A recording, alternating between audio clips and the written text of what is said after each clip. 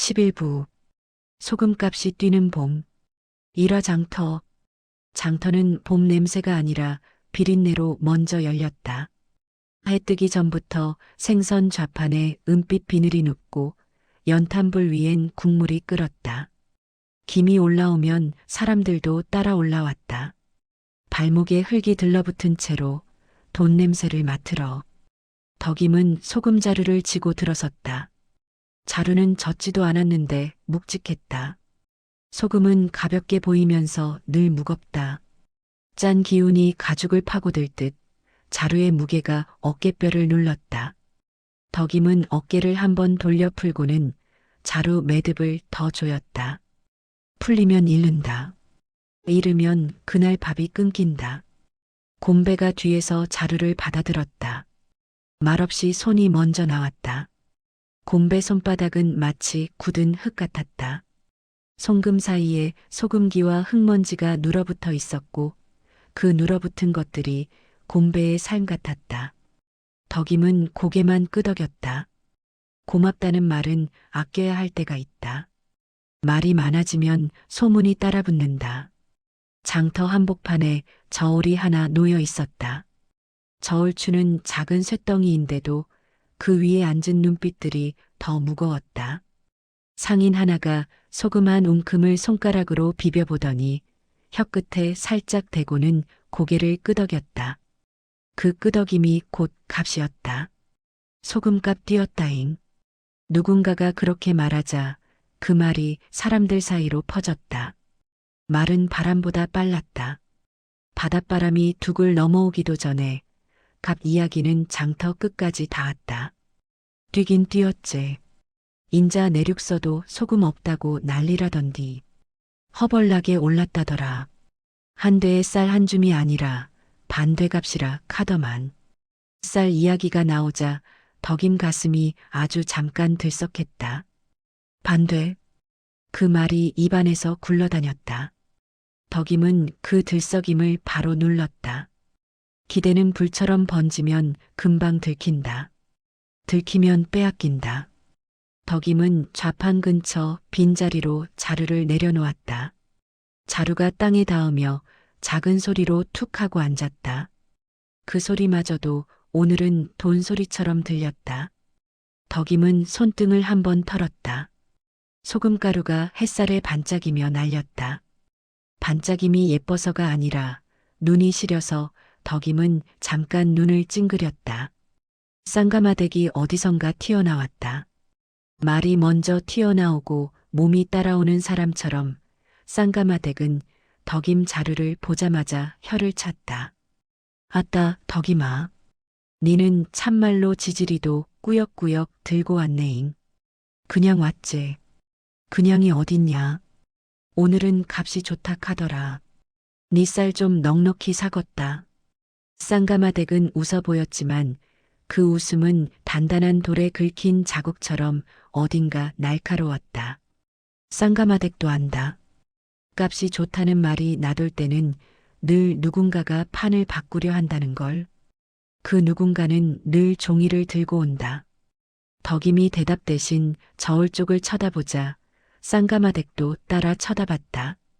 저울 앞에는 낯선 상인들이 끼어 있었다. 내륙 말씨가 섞여 들렸다. 여그 소금이요? 가격이 얼만디요? 그런 말들이 장터 바닥을 구르며 돌아다녔다. 그때 박 주사가 사람들 사이로 비집고 나왔다. 박 주사는 늘 중간에서 나온다. 누구 편도 아닌 듯 보이다가 꼭 필요한 순간엔 어느 편엔가 서 있다. 오늘도 그랬다. 옷깃을 매만지며 얼굴에 걱정하는 척 묻혀서 아이고 다들 웬일로 소금 이야기여. 소금이 뭐값이 좀 오를 수도 있지. 박 주사는 그렇게 말하면서도 상인들 눈치를 먼저 봤다. 상인들이 고개를 끄덕이자 박 주사는 목을 가다듬었다. 그 가다듬는 소리가 위에서로 이어지는 길목 같았다. 근디 말이여 면에서 말이 좀 내려온다 카더라. 뭔 말? 쌍가마댁이 재빨리 받았다. 아직 확실한 건 아닌디 소금 반출이니 유통이니 그런 걸 좀 정리해야 한다고. 정리. 박 주사가 가장 좋아하는 말이다. 정리는 늘 누군가의 몫을 정돈해준다. 정돈된 몫은 대게 위에 놓인다. 아래에 있던 것은 깎인다. 덕임은 박 주사의 입술만 바라봤다. 확실한 건 아닌디라는 말 끝에 박 주사 눈동자가 한번 흔들렸다. 그 흔들림이 덕임에겐 확실했다. 확실하지 않은 말이 가장 먼저 사람을 묶는다. 정리한담은 누가 정리한다냐? 덕임이 낮게 말했다. 박 주사가 웃었다. 웃음 속에 이가 보였다. 뭐 위에서 시키는 대로 해야지. 나라가 나라답게 서려면 어쩌고 저쩌고. 나라라는 말이 장터 바닥에 떨어지자 사람들이 잠깐 조용해졌다. 나라가 장터에 들어오면 곧 종이도 들어온다. 종이가 들어오면 도장도 들어온다. 도장이 들어오면 몽둥이도 따라온다. 덕임은 그 순서를 이미 여러 번 봤다. 곰배가 덕임 옆에서 자루 매듭을 다시 만졌다. 손이 괜히 바빴다. 곰배도 공기가 바뀌는 걸 느낀 모양이었다. 곰배가 덕임을 보며 말했다. 누나, 오늘은 쌀 많이 사가자잉. 그 말은 순수했다. 그래서 덕임 마음이 더 아렸다.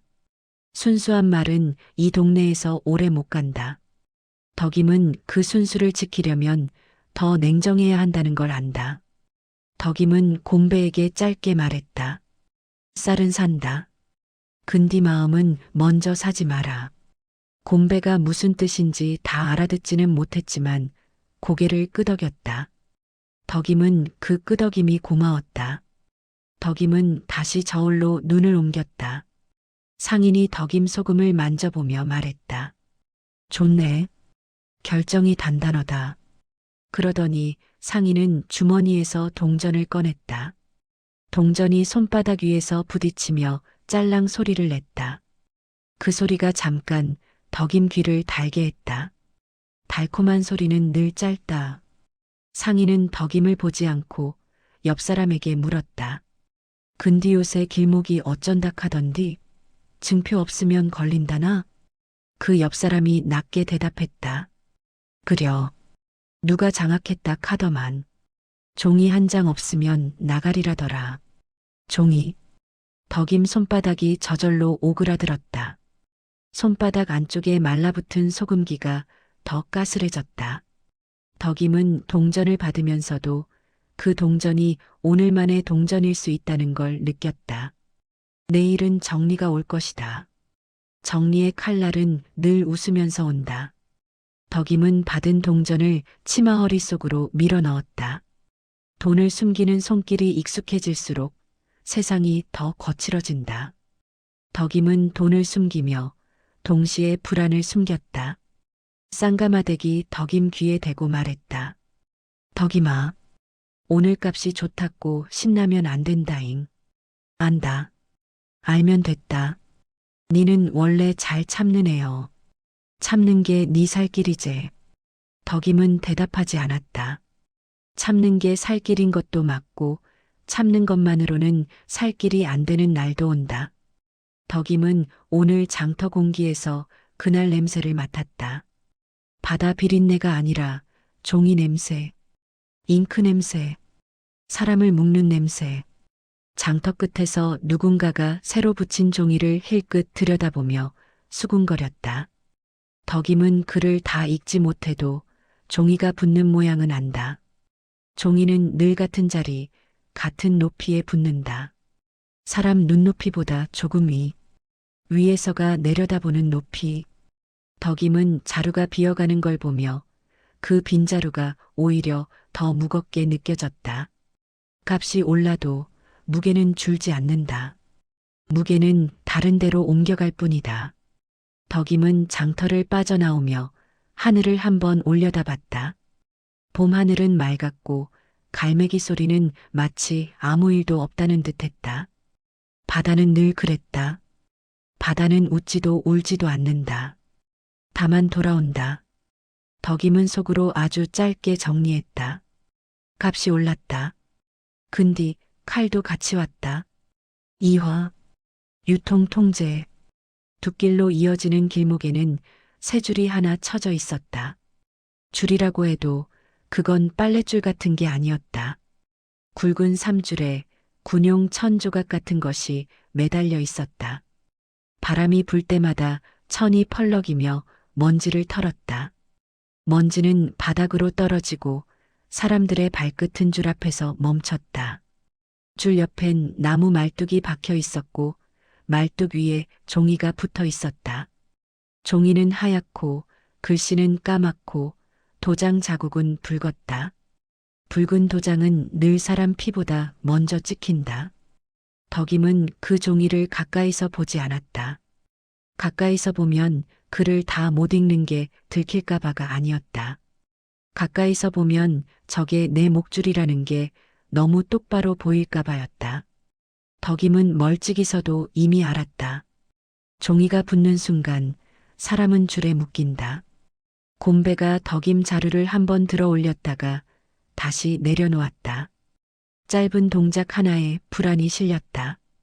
덕임은 곰배를 말리지 않았다. 곰배는 곰배대로 해야 할 일이 있다. 다만 덕임이 먼저 움직여야 했다. 줄 앞에는 완장찬 젊은이들이 서 있었다. 차응석이 그 중에서도 앞줄이었다. 어깨를 벌리고 턱을 치켜들고 시선으로 사람을 재고 있었다. 차응석 옆에는 면사무소에서나 볼 법한 잿빛 얼굴의 사내가 앉아 장부 비슷한 것을 펼쳐놓았다. 잉크병이 작은 햇살을 받아 번들거렸다. 어디 가시오? 차응석이 말했다. 질문처럼 들리지만 대답을 요구하는 말이 아니었다. 통과할지 말지 이미 그쪽에서 정해놓은 말이었다. 덕임이 소금자루를 턱으로 가리켰다. 장터, 팔아야 밥 사지. 차응석이 코웃음을 쳤다. 이제는 그냥은 못 나가요. 증표 있어요? 뭔 증표? 증표도 몰라요? 하 여편네가 참. 여편네. 덕임의 턱 밑이 딱딱해졌다. 덕임은 숨을 들이켜고 내쉬었다. 숨을 길게 내쉬면 말이 늦어진다. 말이 늦어지면 칼이 먼저 들어온다. 덕임은 말을 늦추지 않았다. 증표가 밥이요? 차응석이 한 발 다가섰다. 완장이 덕임 눈앞에서 흔들렸다. 완장은 천조각인데도 사람들 눈을 찌른다. 밥이든 뭐든 위에서 정했어. 반출 통제야. 소금값 오른다고 아무나 들고 나가면 혼란 나잖소. 혼란은 니들이 맹글고 있지. 덕임 말이 끝나자 뒤에서 사람들이 숨을 삼켰다. 장터에서 수군거림이 멎는 순간이 있다. 누군가가 말로 줄을 끊으려 할 때다. 그 순간에 늘 누군가가 나타난다. 덕임 뒤쪽 줄 뒤편에서 발소리가 들렸다. 딱딱하고 느린 구두 소리. 흙바닥에 어울리지 않는 소리였다. 사람들 시선이 한꺼번에 그쪽으로 쏠렸다. 최판석이 줄 옆으로 걸어 나왔다.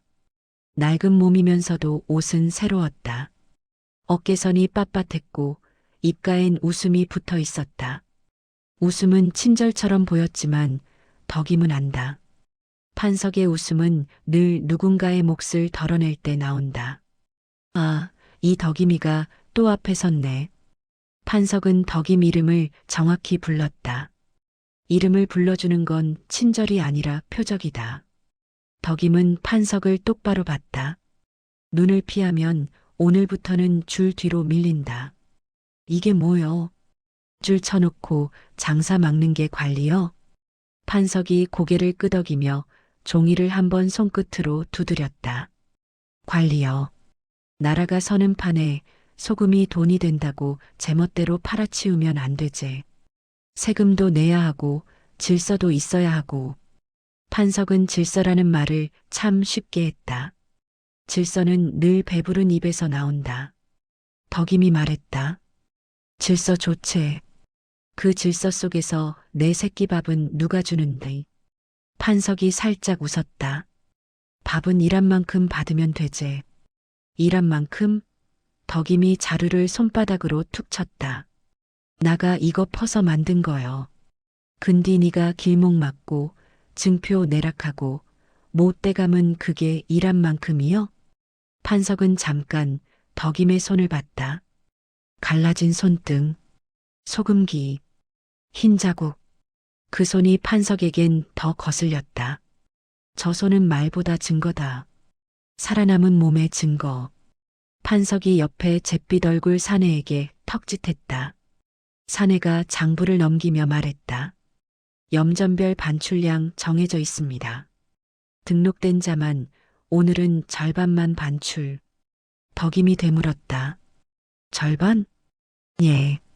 그리고 수수료 관리비 명목으로 일정량 공제. 공제라는 말이 살처럼 붙었다. 공제는 덜어낸다는 뜻인데 덜어낼 때는 늘 살이 뜯긴다. 덕임은 곰배를 한 번 봤다. 곰배 눈이 붉게 달아올라 있었다. 곰배는 이미 주먹을 쥐고 있었다. 덕임은 고개를 아주 작게 저었다. 곰배가 터지면 덕임이 먼저 죽는다. 덕임은 그 계산을 몸으로 안다. 덕임이 다시 판석을 봤다. 내 자루에서 네가 한 줌이라도 더 가져가면 그건 도둑질이여. 차응석이 웃음을 터뜨렸다. 도둑질? 하 이거 봐. 나라가 하는 일을 도둑질이라네. 덕임이 차응석을 보며 말했다. 나라가 도둑질하면 그게 더 큰 도둑질이제. 순간 차응석 얼굴이 굳었다. 웃음이 사라진 자리에 힘이 남았다. 힘은 곧 손으로 내려간다. 차응석이 덕임 자루에 손을 뻗었다. 덕임이 먼저 자루를 끌어안았다. 소금 자루가 덕임 가슴에 부딪혔다. 짠 냄새가 코로 올라왔다. 그 냄새가 덕임 속을 더 단단하게 만들었다. 손대지 마라잉. 덕임 목소리는 크지 않았다. 크지 않은 목소리가 오히려 사람들을 얼게 했다. 덕임은 낫을 꺼내지 않았다. 아직은 낫은 마지막에 꺼내야 한다. 낫을 먼저 꺼내면 종이가 이긴다. 판석이 손을 들었다. 차응석을 말리는 모양새였다. 판석은 늘 폭력보다 명분을 먼저 쓴다. 폭력은 뒤에 세워두고 명분이 앞에서 웃는다. 덕임아, 너만 손해보는 거 아니여. 다 같이 하는 거여. 등록하고 증표 받고 절차 밟으면 너도 길이 열려. 덕임은 그 말을 들으며 판석이 원하는 게 뭔지 더 분명히 봤다. 등록은 이름을 적는 것이다. 이름을 적는 순간 덕임은 판석 장부 안에 들어간다. 장부 안에 들어가면 덕임 몫은 언제든 조정된다. 줄로 묶는 것보다 더 단단한 건 장부다. 덕임이 말했다. 나가 길을 여는 게 아니여. 네가 길을 막고 풀어주는 거지. 판석의 웃음이 아주 잠깐 흔들렸다. 덕임은 그 흔들림을 놓치지 않았다. 뭐 세상은 그런 거여. 판석이 웃음을 다시 붙였다. 힘 있는 사람이 길을 열어주고 없는 사람은 따라가고. 덕임은 그 말이 판석의 본심이라는 걸 들었다. 애국이 아니라 길, 국가가 아니라 힘. 덕임은 자루를 일으켜 세웠다. 그리고 아주 천천히 자루 입구를 열어 보였다. 소금이 하얗게 반짝였다. 햇빛을 받은 소금 결정이 눈을 찔렀다. 덕임은 그 하얀 걸 보며 속으로 말했다. 이게 돈이여. 이게 눈물이여. 이게 내 양심이여. 덕임은 자루를 닫고 판석에게 말했다. 절반만 나가라면 절반만 팔지. 근디 내가 남기는 절반. 네가 손대면 그때는 진짜로 피 본다잉. 그 말은 협박처럼 들릴 수도 있었다. 하지만 덕임은 협박을 한 게 아니었다. 덕임은 선을 그었다. 둑이 물을 막듯 덕임도 선을 그어야 했다. 선이 없으면 물이 들어온다.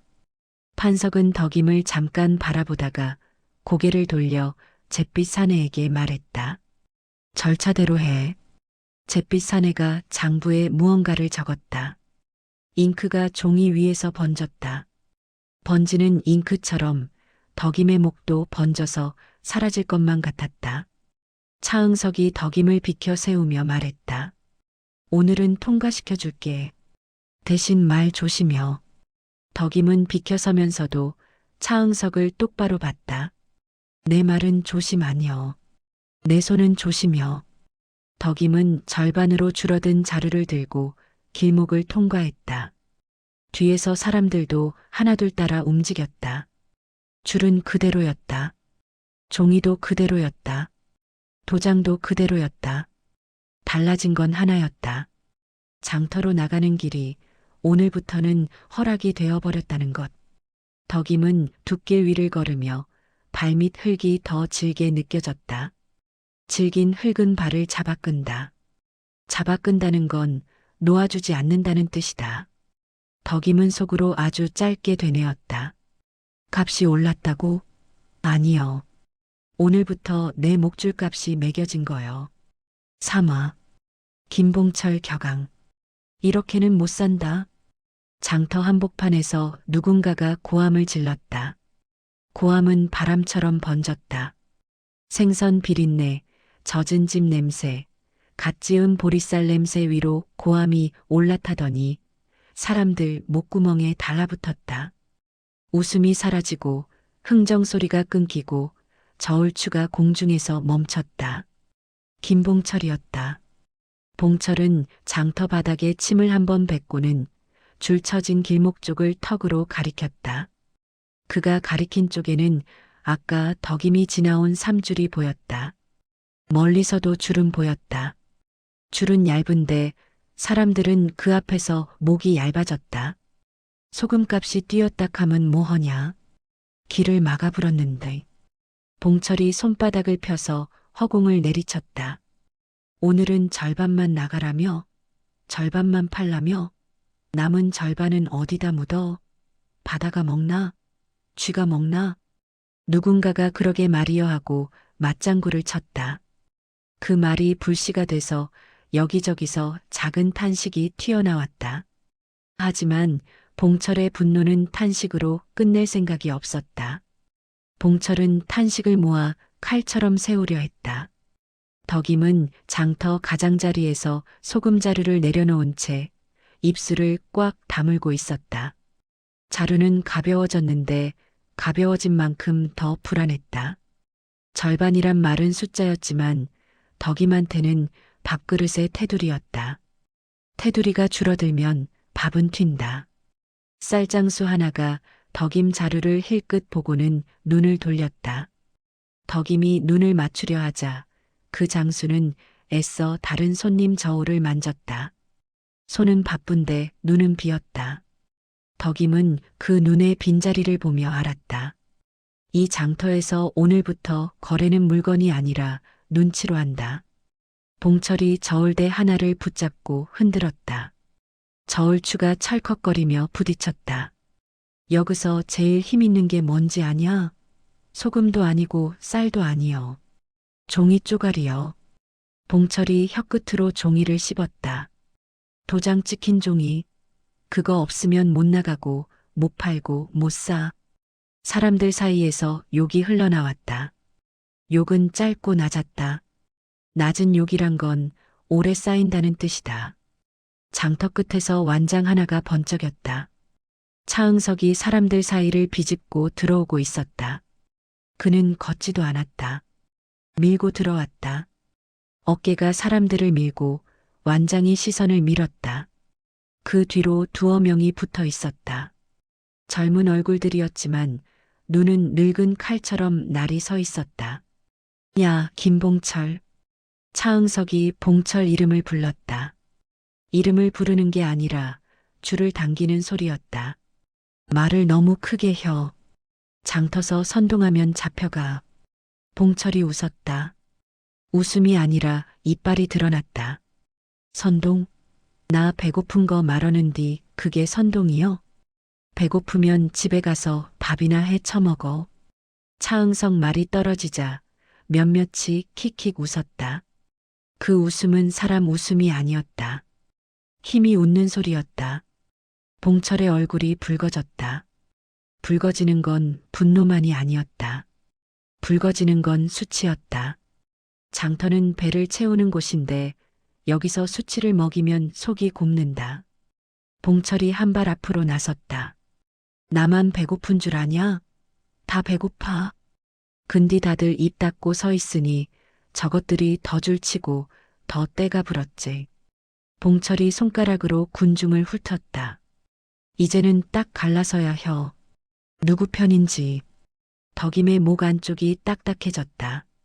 편이라는 말이 나오는 순간 장터의 공기가 달라졌다.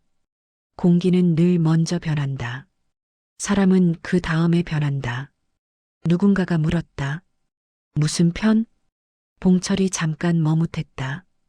그 머뭇함 사이로 누군가가 봉철 옆에 붙어 낮은 목소리로 속삭였다. 덕임은 그 말을 다 듣지 못했지만 찍히문이라는 단어만 또렷이 들었다. 찍힌다는 말. 그 말은 도장처럼 사람 이마에 찍힌다. 봉철이 다시 입을 열었다. 나라 편. 그가 말했다. 그리고 곧바로 덧붙였다. 질서 편. 말 안 듣고 난리치는 것들 편 말고. 것들. 봉철의 입에서 사람이 빠져나가고 있었다. 사람 대신 것들이 들어오면 때리는 손이 쉬워진다. 차응석이 그 틈을 놓치지 않았다. 그는 봉철 어깨를 툭 쳤다. 친근한 척이었다. 하지만 그 손은 칼 손잡이를 잡는 손 같았다. 그래. 김봉철, 너는 말이 통하네. 차응석이 군중을 둘러보며 소리 높였다. 나라가 서는 뒤 불순한 것들 때문에 우릴 전부 불순으로 찍힐 수 있어. 그러면 길이 막혀. 밥이 막혀. 덕임은 그 말 끝에서 자기 이름이 없는데도 자기 얼굴이 뜨겁게 타는 걸 느꼈다. 불순이라는 말이 공기 중에 떠다니기 시작하면 그 말은 결국 누군가의 집 문턱에 내려앉는다. 내려앉는 데는 오래 걸리지 않는다. 장터는 가까웠다. 봉철이 다시 고함쳤다. 맞다. 다 같이 죽을 순 없자녀. 그는 군중을 향해 손을 뻗었다. 우리 편에 설 사람은 남어. 장부에 이름 올리고 길목 통제도 협조하고 염전목도 질서대로 나누고. 질서대로? 누군가가 중얼거렸다. 그 말 속에는 기대도 있었고 두려움도 있었다. 기대는 내 몫이 생길지였고 두려움은 내가 밀려날지였다. 덕임의 앞에 쌀장수가 슬쩍 고개를 들었다가 다시 숙였다. 그 장수는 덕임 자루를 보지도 않고 말했다. 오늘은 쌀이 모자라서. 거짓말이었다. 쌀은 뒤에 쌓여 있었다. 모자란 건 쌀이 아니라 덕임에게 줄 마음이었다. 쌍가마대기 뒤쪽에서 혀를 찼다. 징해 죽겠네. 쌀이 모자라긴 뭐가 모자라. 사람 마음이 모자라제. 쌍가마댁 말에 몇몇 안악이 쿡 웃었지만 그 웃음은 금방 죽었다. 웃음은 지금 위험했다. 봉철이 덕임 쪽을 한번 흘겨봤다. 흘겨보는 눈은 칼끝처럼 얇았다. 그 눈빛 안에 봉철이 방금 뱉은 것들이 들어있었다. 덕임은 그걸 보았다. 덕임이 보았다는 걸 봉철도 느꼈다. 그래서 봉철은 눈을 돌렸다. 눈을 돌리는 건 부끄러움이 아니라 결심일 때가 있다. 차응석이 장터 바닥을 발끝으로 한번 툭 찼다. 오늘부터는 말 조심여. 그리고 그는 종이 한 장을 흔들었다. 바람에 종이가 펄럭였다. 등록 안 한 집은 반출도 거래도 다 막힐 수 있어. 다들 알아서 혀. 알아서. 그 말은 가장 잔인했다. 누가 시킨 것도 아니라고 서로가 서로를 막으라는 말이니까. 사람들이 흩어지기 시작했다. 장터는 다시 움직였지만 아까처럼 흥정 소리는 돌아오지 않았다. 저울은 달그락거렸고 동전은 찰랑거렸지만 말은 줄어들었다. 말이 줄어들면 소문이 커진다. 소문이 커지면 칼이 필요 없어진다. 덕임은 소금자루를 다시 들어 올렸다. 절반이 가벼운 게 아니라 절반이 잘려나간 자리가 무거웠다. 덕임은 곤배를 보지 않았다. 곤배가 지금 덕임을 보면 곤배는 참지 못할 것이었다. 곤배는 참지 못하면 다친다. 곤배가 다치면 덕임은 더 빨리 무너진다. 덕임은 봉철의 등을 똑바로 보았다. 봉철 등이 바람을 막고 서 있었다. 바람이 등을 밀면 사람은 앞으로 쏠린다. 앞으로 쏠리면 뒤에 있는 사람은 밟힌다. 덕임은 속으로 한 문장을 삼켰다. 입 밖으로 내보내지 않았다. 아직은. 하지만 덕임의 눈은 이미 다음 싸움을 보고 있었다. 저 말이 더 번지기 전에 내가 막아야 혀. 덕임은 자루를 들고 장터를 빠져나왔다. 장터 밖 공기는 더 차가웠다. 차가운 공기 속에서도 덕임 귀에는 봉철의 고함이 계속 남아 있었다. 우리 편에 설 사람은 남어. 그 말이 바닷물처럼 천천히 밀려오고 있었다. 사와. 덕임 경고. 장터에서 한 발만 물러나면 소리가 달라졌다. 흥정이 끊긴 자리에 남은 건 발자국 소리였다. 젖은 흙을 밟을 때마다 뽀드득 소금가루가 섞인 진창이 발바닥을 붙들었다. 바람은 바다 쪽에서 불어와서 사람들 목덜미를 훑고 지나갔다. 썰물 냄새가 났다. 갯벌이 숨을 쉬는 냄새, 오래 삭은 미역줄기 같은 비린맛. 덕임은 그 냄새가 싫지 않았다. 저 냄새는 늘 그 자리에 있었고 사람 말처럼 하루아침에 바뀌지 않았으니까. 덕임은 소금자루를 내려놓고 손을 털었다. 손바닥에 가스란 가루가 달라붙었다. 송금을 따라 하얀 줄이 생겼다. 닦아도 남는 것. 남는 건 늘 이런 것들이었다. 김봉철. 덕임이 불렀다. 목소리는 크지 않았다. 큰 소리는 장터에 두고 나왔다. 여기서는 작은 소리가 더 멀리 박혔다. 봉철이 돌아봤다. 그 얼굴은 아까 장터 한복판에서 붉어졌던 그대로였다. 붉음이 안 가라앉은 얼굴은 술기운 없는 취한 얼굴 같았다. 눈이 번들거렸다. 분노가 번들거리면 그건 눈물이 아니라 칼기름이다. 못이여. 봉철이 퉁명하게 말했다. 퉁명함 속에 묻어 있었다. 나 지금 바쁘다는 말, 나 지금 큰일 한다는 말. 덕임은 봉철 앞까지 다가가서 봉철보다 먼저 바닥을 봤다. 봉철 발밑에 떨어진 소금 한 줌이 있었다. 누가 흘렸는지 모르는 소금. 장터 바닥에 떨어지면 흙이 먼저 먹고 사람은 나중에 밟는다. 덕임이 그 소금을 발끝으로 살짝 모았다. 너 아까 말 누구 편인지 그 말. 봉철이 코웃음을 쳤다. 그래 말했다. 말 못하냐?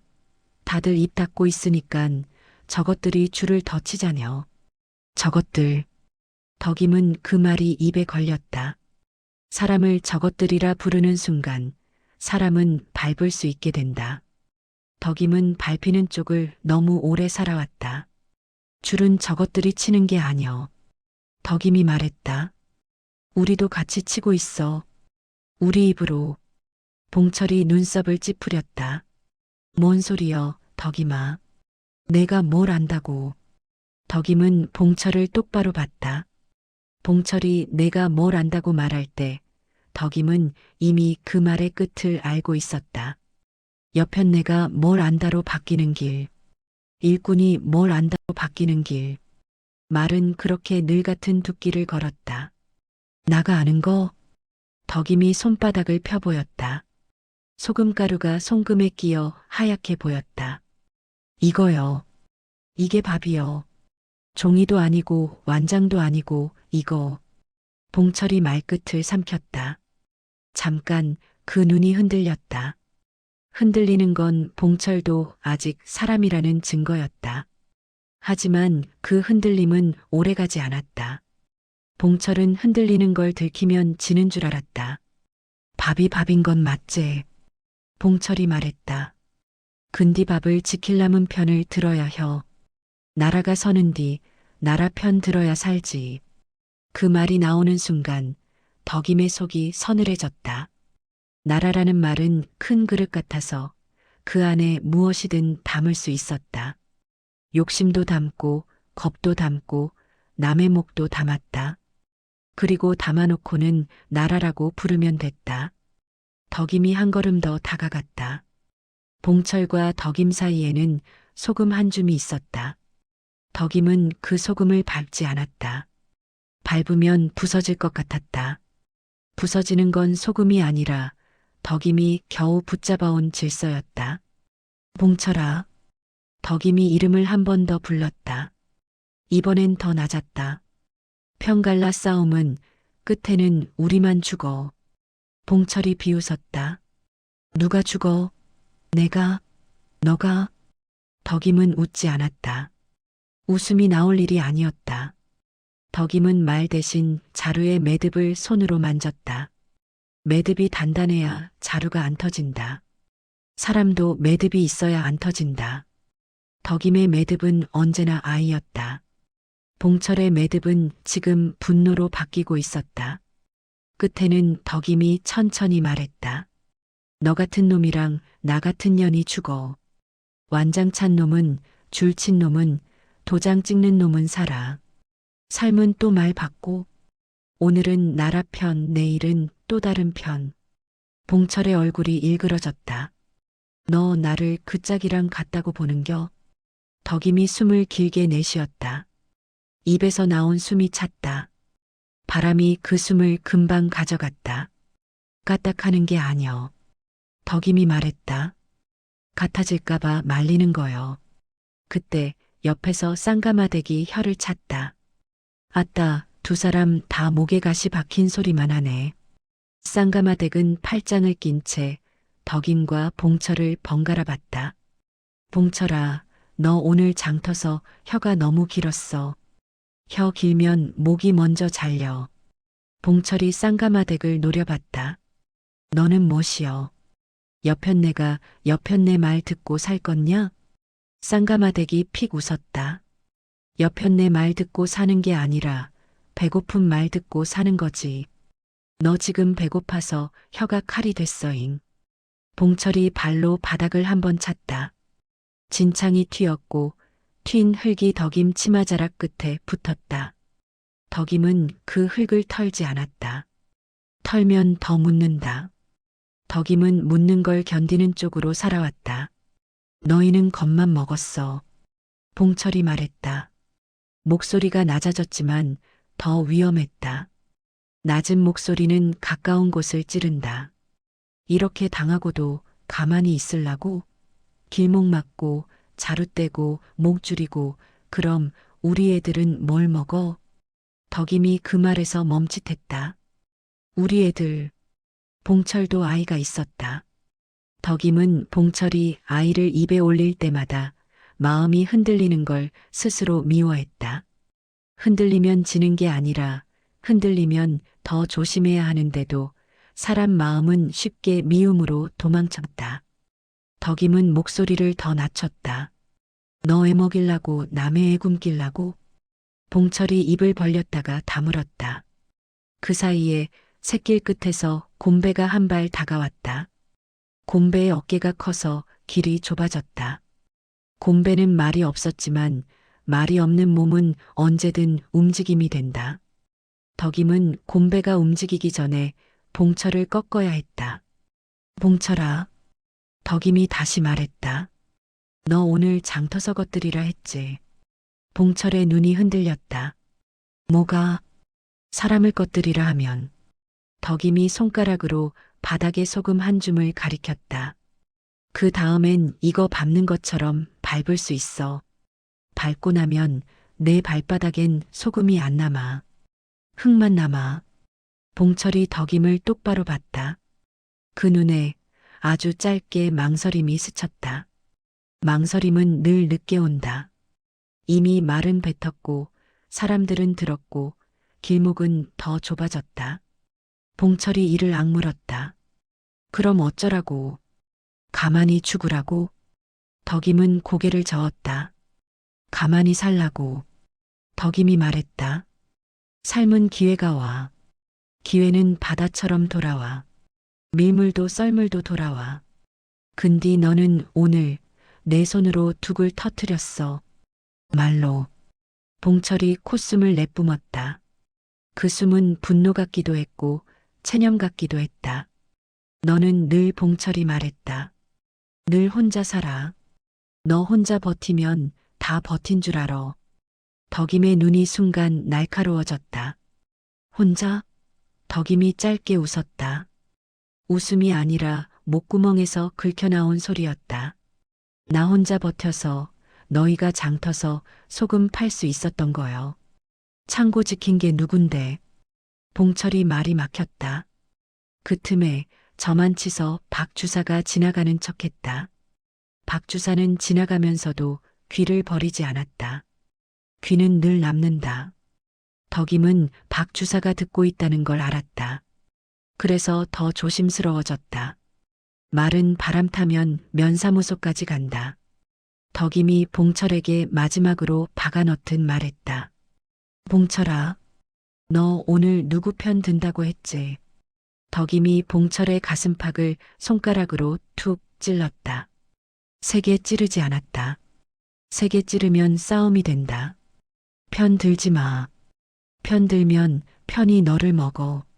그리고 내가 오늘 든 그 편은 내일 너를 불순이라 부를 수도 있어. 봉철이 입술을 깨물었다. 핏기가 비쳤다. 피는 말보다 먼저 나온다. 너는 너무 멀리 본다. 봉철이 낮게 말했다. 난 지금 당장 오늘 저녁이 문제여. 덕임이 고개를 끄덕였다. 나도 오늘 저녁이 문제여. 덕임이 소금자루 매듭을 다시 묶었다. 손가락이 소금에 까슬거려도 매듭은 단단해졌다. 그래서 말리는 거요. 오늘 저녁 때문에 내일 목이 날아가면 오늘 저녁도 못 먹어. 봉철이 한참을 덕임을 봤다. 그 눈에 무언가가 오르락 내리락 했다. 분노, 수치, 겁, 그리고 아주 조금의 부끄러움. 하지만 부끄러움은 사람을 멈추게도 하고 더 앞으로 밀기도 했다. 봉철이 자리를 박차고 돌아섰다. 너 말은 알겄다. 봉철이 말했다. 근디 난 더는 못 참어. 그 말 끝이 칼날처럼 남았다. 봉철이 새끼를 빠져나가며 누군가를 향해 손짓했다. 장터 끝쪽 완장들이 서 있던 방향이었다. 덕임은 그 손짓을 보고 속에서 뭔가가 서서히 굳는 걸 느꼈다. 소금이 물기 먹고 굳듯이 곰배가 한 발 앞으로 나섰다. 몸이 먼저 움직이려 했다.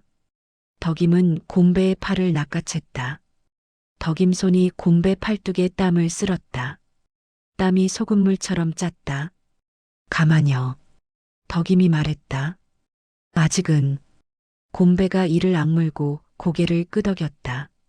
하지만 곰배 눈은 봉철의 뒷모습을 놓지 못했다. 눈이란 건 잡히지 않는 줄을 잡는다. 쌍가마대기 덕임 옆에서 중얼거렸다. 징에 죽겠네 사람 혀가 둑보다 먼저 터지겄어. 덕임은 대답하지 않았다. 대답 대신 소금자루를 들어 올렸다. 절반밖에 안 된 자루가 오늘은 이상하게 더 무거웠다. 덕임은 그 무게를 어깨로 받았다. 어깨가 내려앉는 만큼 마음은 더 단단해졌다. 덕임은 봉철이 사라진 쪽을 한 번 더 봤다. 그리고 속으로 말했다. 이제는 말로 막을 수 있는 데가 끝나간다. 오하. 곰배 충돌. 길목은 원래 길목이 아니었다. 해원에서는 둑 아래로 난 좁은 흙길이 제일 먼저 길이 됐다. 썰물 때는 갯벌이 열리니 사람들은 발이 아는 쪽으로 다녔다. 그런데 어느 순간부터 그 길에 선이 생겼다. 줄로 친 선도 아니고 말뚝 박아 만든 선도 아니었다. 사람 눈빛이 만든 선이었다. 지나가는 사람의 어깨를 재고 자루에 매듭을 세고 뒤를 따라오는 기척까지 훑는 눈빛. 그 눈빛이 길을 막았다. 덕임은 소금자루를 수레에 얹고 매듭을 한 번 더 눌렀다. 매듭이 풀리면 소금이 새고 소금이 새면 밥이 샌다. 밥이 새면 사람도 샌다. 사람은 어디로 새는지 덕임은 알고 있었다. 소문으로, 눈치로, 완장 뒤로. 곰배가 술의 손잡이를 잡았다. 손등에 핏줄이 도드라졌다. 소금물에 절은 손이 아니라 땀에 절은 손. 곰배는 말이 없었다. 말이 없는 대신 몸이 먼저였다. 수레가 덜컹거리며 움직일 때마다 나무바퀴 틈에 모래가 씹혔다. 바퀴가 갯벌 냄새를 끌고 갔다. 누나, 이리 가면 되인? 곰배가 낮게 물었다. 덕임은 앞을 봤다. 길목이 보였다. 오늘은 거기에 사람이 서 있었다. 서 있는 게 아니라 버티고 있었다. 누가 서 있으라 시킨 것처럼. 서 있으면 길이 된다. 서 있으면 주인이 된다. 완장이 먼저 눈에 들어왔다. 천조각인데도 바람을 탔다. 바람 타는 건 늘 약한 것들이었다. 그런데 약한 것들이 바람을 타면 무서워졌다. 차응석이 가운데 있었다. 얼굴이 마른 편인데 눈은 잘 먹었다. 덕임이 보는 걸 차응석도 봤다. 덕임이 바닥을 볼 때 차응석은 사람 얼굴을 봤다. 어디 가시냐? 차응석이 물었다. 묻는 말투인데 답을 정해놓은 말투였다. 덕임이 먼저 대답하지 않았다. 대답하면 그 다음부터는 그쪽 말에 끌려간다. 덕임은 술의 옆으로 한 걸음 옮겨 곰배 앞을 막듯 섰다. 장터 간다. 덕임이 짧게 말했다. 소금 팔아 쌀쌀나고. 차응석이 웃었다. 웃음이 입에서 나오지 않고 코에서 나왔다. 코웃음은 사람을 밟는다. 그 소금이요? 차응석이 수레 위 자루를 손가락으로 가리켰다. 요새 통제가 있는 거 아시제? 허가증 있냐? 덕임은 그 단어를 속으로 되뇌었다. 허가증, 종이, 도장, 또 종이. 종이가 밥을 막는다. 허가증이 뭔 허가증이요? 덕임이 말했다. 내가 이래 만든 소금이요. 내 자루요. 차응석 옆에 선 젊은 것 하나가 덕임을 흘겨봤다. 불순한 집안 소금이라며. 그런 소금이 장터에 풀리면 동네가 뒤집혀. 그 말끝이 정의 흉내를 냈다. 정의는 입에 올리기 쉬운데 손에 묻으면 다 똑같은 냄새가 났다. 곰배가 술의 손잡이를 더 세게 잡았다. 손잡이가 끼익 소리를 냈다. 나무가 비명을 내는 소리였다. 덕임은 그 소리를 들었다. 곰배 속이 움직이는 소리였다. 우리가 뭘 불순이여. 덕임이 말했다. 너희가 뭔데 사람을 찍냐. 차응석이 한 발 다가왔다. 찍는 게 아니라 지키는 거요. 치안이여, 치안. 차응석이 뒤를 돌아봤다. 뒤쪽 둑길 위에 누군가 서 있는 그림자가 보였다. 박주사였다. 가까이 오지도 않고 멀리 가지도 않고 바람 부는 자리에만 서 있었다. 차응석이 다시 덕임을 봤다. 말이 길어지면 곤란해. 자루, 검수 좀 하자. 검수. 덕임은 그 말에 어이가 없었다. 소금자루를 검수한다는 건 자루 안에 밥을 만지겠다는 소리였다. 덕임이 손을 뻗어 매듭 위를 덮었다. 안 돼. 덕임이 말했다. 손대지 마라. 젊은 것 하나가 덕임을 밀치듯 손을 뻗었다. 손대지 말라면 더 수상하지. 그 손이 덕임 팔목을 스쳤다. 딱 그만큼의 접촉. 덕임은 팔목이 아니라 속이 쿵 내려앉았다. 누가 내 몸을, 내 몫을, 내 밥을 함부로 만지는. 순간 덕임은 늘 그때부터 싸움이 시작된다는 걸 알고 있었다. 곰배가 움직였다. 말이 아니라 어깨가 먼저 나갔다. 곰배 어깨가 젊은 것을 밀어냈다. 밀어낸 정도가 아니라 길에서 치워버렸다. 젊은 것이 비틀거리며 흙에 발을 찍었다. 그만여. 덕임이 곰배 팔을 붙잡았다. 곰배 그만여. 곰배는 덕임 손을 떼지 않았다. 떼지 못했다. 곰배의 눈은 덕임 손목 쪽을 보고 있었다. 덕임 팔목에 남은 흙자국. 그 흙자국이 곰배 눈을 뒤집었다. 네가 손을 왜 대? 곰배가 낮게 말했다. 낮은 목소리로 사람을 찌르는 법을 곰배도 이제 알게 됐다. 차응석이 한쪽 입꼬리를 올렸다. 머슴답게 얌전히 있어야지. 차응석은 그 말을 일부러 던졌다. 곰배를 건드리는 말. 덕임은 그 말이 칼날인 걸 봤다. 곰배가 술에 손잡이를 놓았다. 그리고 한 발 앞으로 나갔다. 소가 담을 박을 때처럼. 곰배 주먹이 날아갈 뻔한 순간 차응석이 뒤로 손짓했다. 완장 둘이 달려들었다. 몽둥이가 먼저였다. 나무 몽둥이가 곰배 어깨를 찍었다. 퍽! 소리보다 먼저 곰배 몸이 흔들렸다. 곰배는 넘어지지 않았다. 넘어지면 끝이라는 걸 아는 몸이었다. 곰배는 이를 악물고 버텼다. 버티면서 손을 뻗었다. 몽둥이를 든 팔을 잡아 꺾었다. 뼈가 삐걱대는 느낌이 덕임 귀에도 들리는 듯했다. 완장이 비명을 질렀다. 그 비명에 다른 것들이 달려들었다. 사람이 사람을 치는 장면은 늘 그렇게 불어난다. 처음 한 번은 사고처럼 시작되는데 두 번째부터는 명분이 된다. 잡아. 차응석이 소리쳤다. 치안 방해요. 치안. 그 말이 튀어나오는 순간 곰배의 몸이 범죄가 됐다. 덕임은 그게 더 무서웠다. 맞는 건 끝나도 찍히는 건 끝이 없다. 곰배가 완장 둘을 밀어냈다. 어깨로 밀고 팔로 밀고 몸으로 밀었다. 곰배의 힘은 진짜였다. 하지만 진짜 힘은 늘 도구를 이기지 못한다. 몽둥이는 뒤에서 왔다. 곰배 옆구리를 찍었다. 곰배가 숨을 헉 삼켰다. 덕임이 소리쳤다. 그만여. 곰배 죽이겠냐?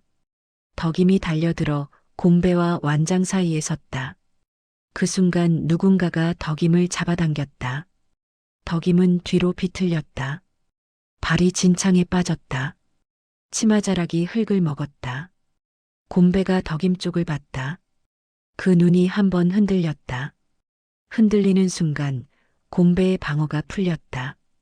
바로 그때였다. 퍽! 몽둥이가 곰배 머리 옆을 찍었다. 곰배가 무릎을 꿇었다. 땅이 곰배를 잡아챘다. 곰배가 땅에 한 손을 짚었다. 손바닥이 진창에 박혔다. 진창이 송금을 먹었다. 자루. 차응석이 소리쳤다. 자루 가져가. 완장 하나가 수레 위로 올라탔다. 매듭을 잡아당겼다. 덕임이 묶어놓은 매듭이 끊기진 않았지만 자루 옆이 칼로 그어진 듯 찢어졌다. 누가 칼을 꺼냈는지 덕임은 못 봤다. 그런 건 늘 손이 빠르다. 자루에서 소금이 쏟아졌다. 하얀 가루가 흙 위로 떨어졌다. 흙과 섞이며 회색이 됐다. 하얀 것이 더러워지는 건 빠르다. 덕임이 그 소금을 보며 몸이 굳었다. 그때 곰배가 다시 일어서려 했다. 곰배는 일어서면 또 맞는 걸 알면서도 일어났다. 덕임을, 자루를, 밥을 향해. 곰배가 손을 뻗었다. 차응석이 곰배 앞에 섰다. 마지막으로 경고한다. 너 지금 국가 업무 방해여. 곰배가 이를 악물었다. 국가가 내 누나 손목 잡냐. 곰배 목소리가 갈라졌다. 갈라진 목소리 사이로 피가 묻어나오는 것 같았다. 차응석이 곰배를 한 번 더 밀쳤다. 곰배가 중심을 잃었다.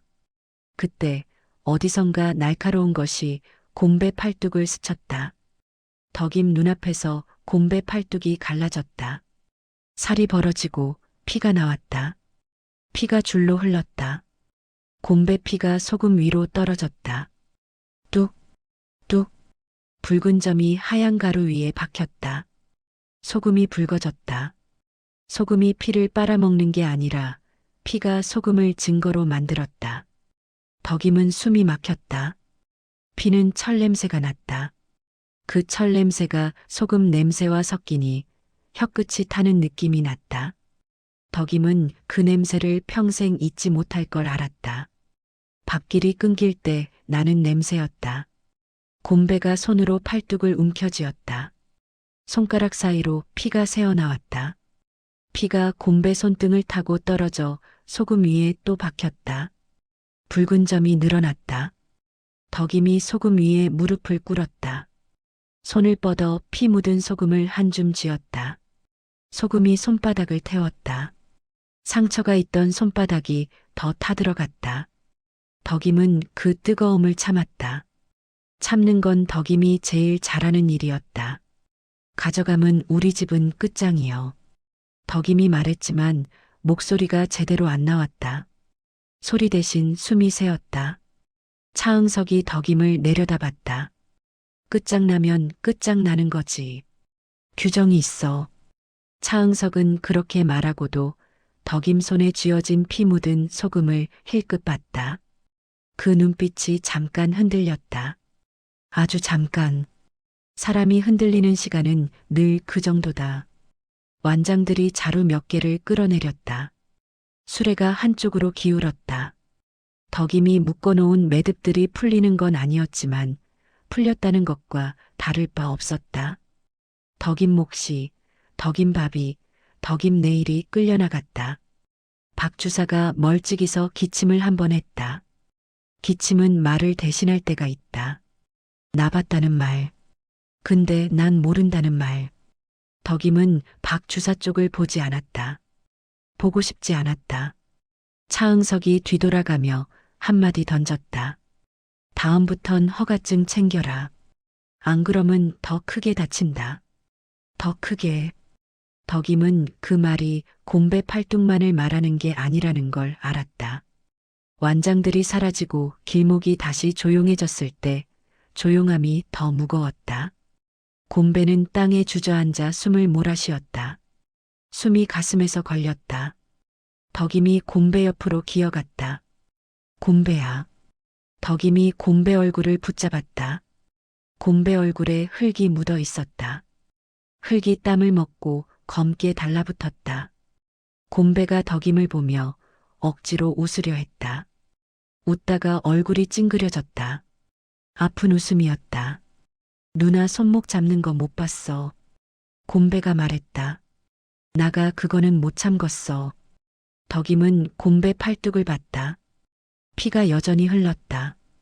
덕임은 치마자락을 찢어 곰배 팔뚝에 감았다. 치마천이 피를 빨아들였다. 천이 붉어졌다. 덕임이 피 묻은 소금을 다시 쥐었다. 손가락 사이로 까슬한 결정이 씹혔다. 붉은 가루와 하얀 가루가 섞였다. 덕임은 그걸 땅에 놓지 않았다. 이건 오늘의 일이었고 내일의 일이 될 거였다. 사람들은 내일이면 오늘을 바꿔 말한다. 덕임은 바꿔 말하지 못하게 만들고 싶었다. 일어나. 덕임이 곰배에게 말했다. 여기서 더 앉아있으면 또 온다. 곰배가 비틀거리며 일어났다. 덕임이 어깨를 빌려줬다. 곰배 몸이 덕임 쪽으로 무겁게 기울었다. 소처럼 큰 몸이 덕임 어깨를 눌렀다. 덕임 어깨가 내려앉았지만 덕임은 무너지지 않았다. 무너지면 밥도 무너진다. 덕임은 마지막으로 길목을 한번 봤다. 길목엔 아직도 소금이 흩어져 있었다. 그 위에 붉은 점이 남아 있었다. 바람이 불어오면 붉은 가루도 하얀 가루도 함께 날아갈 것이다. 하지만 덕임 손에 쥔 한 줌은 남았다. 덕임은 그 한 줌을 더 꽉 쥐었다. 소금이 손바닥을 태웠다. 덕임은 그 태움이 필요했다. 태움이 있어야 사람은 잊지 않는다. 6화 피 묻은 소금. 손 떼라. 내가 가물랑께. 덕임이 곰배 팔을 잡아 끌었다. 창고 문을 닫자마자 안쪽 공기가 눅진하게 들러붙었다. 바깥은 바람이 새서 소금가루가 날렸는데 안은 젖은 나무 냄새와 오래된 소금 냄새가 섞여 숨이 걸렸다. 곰배가 문턱에 앉아 팔뚝을 움켜쥐고 있었다. 손가락 사이로 피가 다시 배어 나왔다. 곰배가 입술을 달싹였다. 누나 나가. 말이 끝나기 전에 덕임이 끊었다. 말하지 말고 숨부터 골라. 덕임은 물동이를 끌어와 바가지에 물을 떴다. 물은 차갑고 얇았다. 바가지에 물이 찰랑거리는 소리가 방금 전 몽둥이 소리랑 겹쳐 들렸다. 덕임은 그 겹침을 떨쳐내려는 듯 바가지를 한 번 더 세게 내려놓았다. 곰배 팔뚝에 찢어진 살이 벌어져 있었다. 피가 멈춘 듯 하다가도 곰배가 숨을 크게 쉬면 다시 솟았다. 덕임은 치맛자락을 더 찢었다. 천이 손끝에서 찍 소리를 내며 갈라졌다. 그 소리가 덕임 속을 갈랐다. 아따, 그걸 왜 찢어? 누나 오시자녀. 곰배가 눈을 피하며 말했다. 덕임은 대답 대신 물을 끼얹었다. 피가 씻겨 내려가며 바닥에 얇은 붉은 줄을 남겼다. 곰배가 이를 악물었다. 덕임은 곰배 얼굴을 보지 않았다. 얼굴을 보면 마음이 먼저 흔들릴까봐.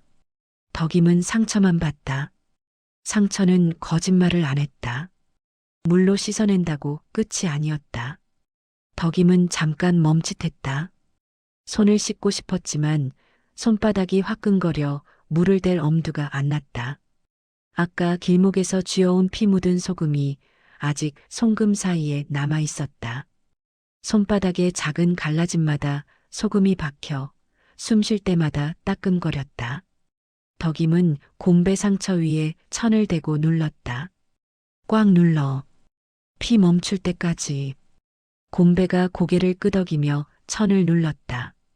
덕임은 창고 구석에 놓인 소금 자루를 바라봤다. 자루는 그대로인데 덕임 눈에는 다 찢어진 것처럼 보였다. 자루는 겨우 버티는데 사람은 그렇게 못 버틴다. 자루는 말이 없으니 욕도 안 먹고 찍히지도 않는다. 사람은 숨만 쉬어도 죄가 된다.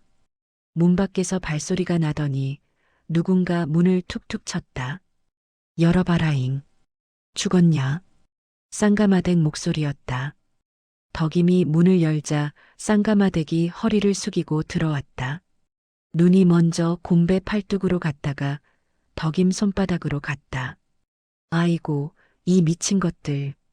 쌍가마댁이 혀를 찼다. 그 완장 새끼들, 사람을 사람으로 안 보제? 덕임은 말없이 바가지를 들었다. 쌍가마댁이 옆으로 와서 곰배 상처를 슬쩍 들여다보더니 주머니에서 낡은 천 조각을 꺼냈다. 이거라도 감아라. 너 치마 다 찢어 먹을라. 덕임이 그 천을 받아 상처 위에 겹쳐 감았다. 매듭을 묶는 손이 떨렸다. 덕임은 떨림을 들키기 싫어 매듭을 일부러 더 세게 당겼다. 곰배가 숨을 헉 삼켰다. 아프제. 덕임이 낮게 말했다. 아파도 참아. 쌍가마댁이 덕임 옆에서 작게 중얼거렸다. 아프다고 소리나면 저것들이 난리락하고 더 달려든다. 징해 죽겠네. 난리. 그 말이 덕임 귀에 걸렸다. 아까도 장터에서 길목에서 사람들이 덕임을 그렇게 불렀다. 덕임이 뭘 했다고 난리냐? 덕임은 밥을 지키려 했을 뿐인데 밥 지키는 일이 곧 난리가 되는 세상이다. 쌍가마댁이 덕임 팔목을 잡았다. 너 손바닥 봐라. 덕임이 손을 빼려 하자 쌍가마댁이 더 꽉 쥐었다. 뺏길까봐 나 들고 서는 것도 이제는 죄가 되불었단께. 손이라도 봐. 덕임 손바닥엔 소금이 박혀 있었다. 하얀 가루 사이에 붉은 기운이 스며든 게 아직도 남아 결정처럼 굳어가고 있었다. 쌍가마댁이 그걸 보고 얼굴이 굳었다. 그거 너 아까 쥔 거냐? 쌍가마댁이 물었다. 덕임이 고개를 끄덕였다. 버리면 없어진다. 덕임은 자기도 모르게 그렇게 말했다. 없어진다는 말이 무엇을 뜻하는지 덕임 스스로도 정확히 말로 못 풀었다. 다만 알았다. 오늘 일이 내일 되면 사람들 입에서 다른 모양으로 나오고 며칠 지나면 덕임 탓이 될 거라는 걸. 쌍가마댁이 씁쓸하게 웃었다. 그래. 이 동네는 말이 먼저고 피는 나중이제. 그리고 손을 뻗어 덕임 손바닥에 박힌 소금을 손끝으로 톡 건드렸다. 덕임이 움찔했다. 이거는 말이 못 먹는다. 쌍가마댁이 말했다. 피는 못 속이니께. 덕임은 잠깐 그 말을 곱씹었다.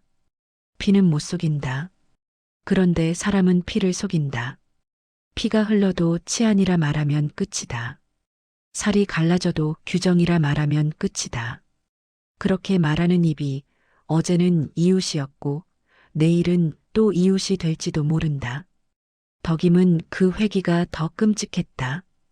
곰배가 천을 감은 팔을 들어 보이며 이를 악물었다. 누나, 나가 내일 또. 덕임이 단칼에 잘랐다. 내일은 너 안 나간다. 곰배가 눈을 크게 떴다. 그럼 누가? 덕임이 곰배 눈을 똑바로 봤다. 내가 나간다. 쌍가마댁이 혀를 찼다. 야, 너도 미쳤냐? 덕임은 고개를 돌리지 않았다. 미친 건 저것들이여. 말이 끝나자 덕임 목구멍이 말랐다. 미친 걸 미쳤다고 말하는 것도 이젠 표식이 될 수 있었다. 쌍가마댁이 덕임 어깨를 툭 쳤다. 말 조심해라. 박주사 그 인간 오늘도 뒤에서 봤다. 덕임이 눈썹을 찌푸렸다. 쌍가마댁이 더 말했다. 보는 걸로 끝나면 다행이제. 그 인간은 본 걸로 밥 벌어먹는다. 덕임은 그제야 창고 문틈 바깥이 떠올랐다. 멀찍이 서 있던 그림자. 기침 한 번으로 나 여기 있다 알리던 꼴. 덕임 속에서 무언가가 천천히 더럽게 끓었다. 끓는데 소리 없이 끓었다.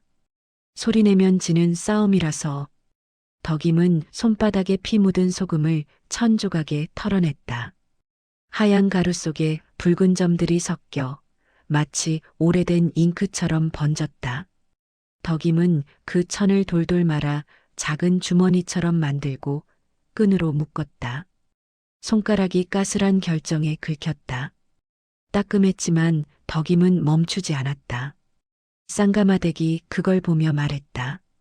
그거 들고 못하려고. 덕임은 잠깐 망설였다. 그리고 솔직하게 말했다. 나도 모르겠다. 덕임은 덧붙였다. 근디 이거 없으면 내일은 내가 거짓말이 될 것 같아. 그 말이 덕임 가슴을 찔렀다. 덕임이 거짓말이 된다. 덕임이 살아온 것이 거짓말이 된다. 일한 손이, 버틴 몸이, 밤새 지킨 자루가 다 난리로 바뀐다. 덕임은 그 바뀜이 무서워졌다. 배고픔보다 무서운 게 생겼다. 사람이 사람을 바꾸는 속도였다. 곰배가 기어들어가는 목소리로 말했다. 누나 나가 괜히. 덕임이 곰배 말을 막았다. 괜히 아니여. 덕임은 곰배의 감은 천을 다시 눌러주며 말했다. 괜히가 아니라 이게 세상이여. 세상? 덕임은 그 말이 싫었다. 세상이라는 말은 너무 크고 너무 쉽게 사람을 눌렀다. 하지만 덕임은 오늘 알았다. 세상은 멀리 있는 게 아니라 길목에 서서 자루 매듭을 찢는 손끝에 있었다. 그 손끝이 배고파서가 아니라 배고픔을 핑계로 권력을 배우면서 더 빠르게 사람을 망가뜨렸다. 덕임은 피 묻은 소금 주머니를 품 안쪽에 넣었다. 가슴께가 서늘해졌다. 소금이 차가운 게 아니라 덕임 마음이 차가워진 거였다. 쌍가마댁이 문 쪽으로 가며 말했다. 내일 아침 장터혀가 먼저 돌 거여. 준비여라. 덕임이 고개를 끄덕였다. 준비. 덕임은 그 단어가 싫었는데 이제는 그 단어로만 살 수 있게 됐다. 쌍가마댁이 나가고 창고 안이 다시 조용해지자 바깥 바람 소리가 더 크게 들렸다. 바람이 두글았고 갯벌을 핥고 사람의 상처를 핥는 소리 같았다. 덕임은 바닥에 떨어진 소금 몇 알을 주워 손끝에 올렸다. 하얀 결정이 손가락 지문을 타고 굴렀다. 아주 작은 것인데도 이렇게 사람 목숨을 흔들었다. 덕임은 그걸 보며 속으로 단단히 눌러 말했다. 소금이 썩는 건 아니제. 사람만 썩는 거제. 말을 입 밖으로 내면 그 말도 누군가에게 잡혀갈 것 같았다. 덕임은 말 대신 손을 꽉 쥐었다. 피와 소금이 섞인 주머니가 품속에서 한 번 더 따끔하게 존재를 알렸다. 그리고 덕임은 확신했다. 이제부터는 굶주림만 상대하는 싸움이 아니다. 살아남겠다는 마음이 사람을 어떻게든 바꿔버리는 싸움이다. 그 싸움에서 덕임은 누가 될지 모른다. 다만 오늘의 피 묻은 소금만은 품고 가야 했다. 그래야 내일의 거짓말을 막을 수 있을 것 같았다. 7화 박주사. 박주사는 새벽부터 뒷곁에 나왔다. 마당은 밤새 내린 이슬로 눅눅했고 닭들이 모이를 쪼는 소리가 잔잔하게 났다. 그 잔잔함이 더 얄미웠다. 어제 길목에서 피가 났다. 피가 났다는 건 오늘부터 누군가가 말로 밥을 벌 수 있다는 뜻이기도 했다. 그는 장독대 옆에 쪼그려 앉아 손을 씻었다. 물에 손을 담그자 손톱 밑에 박힌 흙이 풀리며 흐릿한 물빛이 됐다. 손이 깨끗해질수록 마음은 더 지저분해졌다. 깨끗한 손으로 더러운 일을 할 수 있으니. 부엌문이 끼익 열리더니 안주인이 낮게 말했다. 아따, 당신도 어제 봤으면 말여. 괜히 엮이지 말고. 박주사는 대답 대신 콧소리를 냈다. 엮이지 말고 라는 말은 틀렸다. 그는 엮여야 했다. 엮이되 매듭은 남들 목에 걸어야 했다. 바불었지. 박주사가 물기 묻은 손을 치마폭에 대충 문지르며 말했다. 보는 눈이 있으면 위에도 알려야지. 위. 그 단어가 입에 붙으면 사람들은 더 이상 따지지 못했다. 위가 시키면 아래는 고개만 끄덕였다. 박주사는 그 고개 끄덕임 사이로 늘 빠져나왔다. 마을 어귀로 나가니 벌써 소문이 굴러다녔다. 소문은 돌멩이처럼 굴러가며 커지고 모서리가 더 날카로워졌다. 어떤 안악은 곰배가 죽을 뻔했다 했고 어떤 이는 덕임이가 낫을 휘둘렀다 했다. 누가 먼저 몽둥이를 들었는지는 아무도 말하지 않았다. 말해도 소용이 없어서였다. 사람들은 이유보다 결론을 먼저 원했다. 누구 탓인지. 박주사는 우물가에 잠깐 섰다. 물 길어 올리는 소리 사이로 수군거림이 훅훅 날아왔다. 그는 듣는 척도 안 하면서 필요한 말만 주워 담았다. 그리고 그 말에 자기 말을 얹었다. 그람은 어쩐지 요새 길목이 뒤숭숭하더라니. 그가 일부러 크게 말했다. 안악 몇이 고개를 들었다. 박주사가 말을 꺼내면 곧 정식이 되는 줄 알았다. 뒤숭숭엄은 위에서 그냥 안 둬. 요새 유통도 단속이 빡세다 카든디 거기다 사람까지 다치면 누구라도 책임져야지. 책임. 그 말이 나오자 사람들의 눈빛이 달라졌다. 책임은 늘 남이 져야 했다. 그래야 자기 밥이 안전했다. 박주사는 면사무소로 향했다. 면사무소 마당은 바닷바람이 훑고 지나가 먼지가 얇게 깔려 있었다. 문을 열자 종이 냄새가 먼저 코를 찔렀다. 종이 냄새는 언제나 뻣뻣했다. 사람을 눌러 펴는 냄새였다. 안쪽에서 판석이 먼저 있었다. 고개를 살짝 들고 박주사를 봤다. 판석 얼굴엔 어제의 피가 없었다. 피가 없으니 더 안전해 보였다. 피는 손에 묻는 순간 약점이 된다. 판석은 늘 말과 도장만 묻히는 쪽이었다. 박주사가 먼저 허리를 굽혔다. 어제 일이 커질 것 같더라. 길목에서 사람 다치고 소금 유통도 어지럽다 카요. 판석이 천천히 웃었다. 그래서 박주사는 책상 위에 있던 종이 뭉치를 끌어당겼다. 종이 맨 위에 확인서라고 적힌 칸이 비어 있었다. 그는 붓펜을 들었다가 잠깐 멈췄다. 글을 잘 쓰진 못했다. 그래서 더 잘 쓰는 사람을 끌어다 써야 했다. 일단 치안 방해로 엮일 구실이요. 박 주사가 말을 고르며 말했다. 위에서 내려온 유통 통제는 법이요. 길목에서 난리 남은 법을 방해한 셈이제. 판석이 고개를 끄덕였다. 난리 누가 쳤는데? 박 주사는 그 질문을 기다렸다는 듯이 입술을 축였다. 사람들이 그러대요. 덕임이가 낯 들고 나섰다고. 그는 사람들이라는 말로 자기 손을 씻었다. 책임을 소문에 던져놓고 자기는 깨끗한 얼굴로 앉았다. 판석이 잠시 침묵했다. 그 침묵이 허락처럼 느껴졌다. 박 주사는 얼른 덧붙였다. 물론 내가 직접 본 건 뒤엉켰다 그 정도요. 근디 사람이 피 받쓴 게 위에 보고는 해야지. 판석이 책상 서랍에서 붉은 인주를 꺼냈다. 인주 뚜껑이 열리며 묵직한 냄새가 확 올라왔다. 붉은 냄새였다. 피랑 닮았는데 더 차가웠다. 보고서 써. 판석이 짧게 말했다. 그리고 오늘 안으로 소금 길목 단속도 강화한다. 사고 예방이라고 적어. 박 주사는 예하며 고개를 연달아 끄덕였다. 사고 예방이라 쓰면 사고를 만든 쪽이 따로 있어야 한다. 예방이라는 말이 곧 가해자를 찾는 칼이 된다. 그는 종이에 더듬더듬 글을 적었다. 글줄이 삐뚤어질수록 내용은 더 단단히 사람을 묶었다. 길목 소요 발생, 주민 부상, 유통 질서 혼란, 재발 방지 필요. 이런 문장들은 사람을 살리는 문장이 아니었다. 사람을 줄 세우는 문장이었다.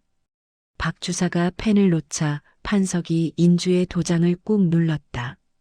퍽! 소리 하나로 어제의 피가 오늘의 규정이 됐다. 박 주사는 종이를 들고 바깥으로 나왔다. 마당에서 기다리던 차응석 쪽 젊은 놈 하나가 고개를 까딱였다.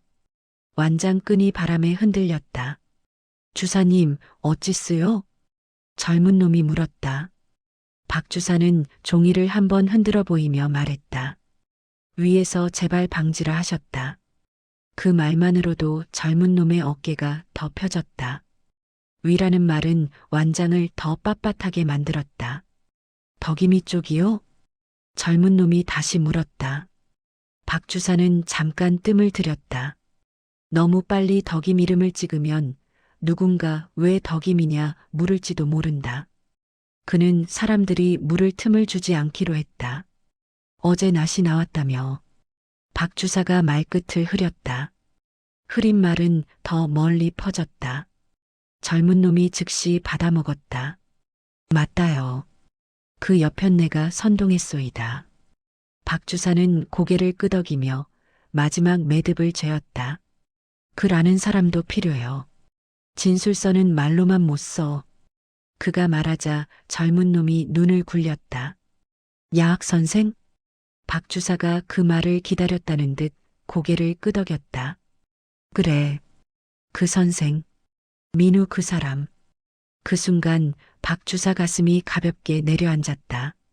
글 아는 사람을 끌어들이면 사건은 더 정식이 된다. 정식이 되면 누군가는 찍히고 누군가는 빠져나간다. 박 주사는 늘 빠져나가는 쪽에 서 있었다. 박 주사는 면사무소 문턱에 서서 바닷바람을 한번 맡았다. 바람엔 소금기가 섞여 있었다. 원래는 살리는 냄새였다. 썩지 말라고, 오래 버티라고.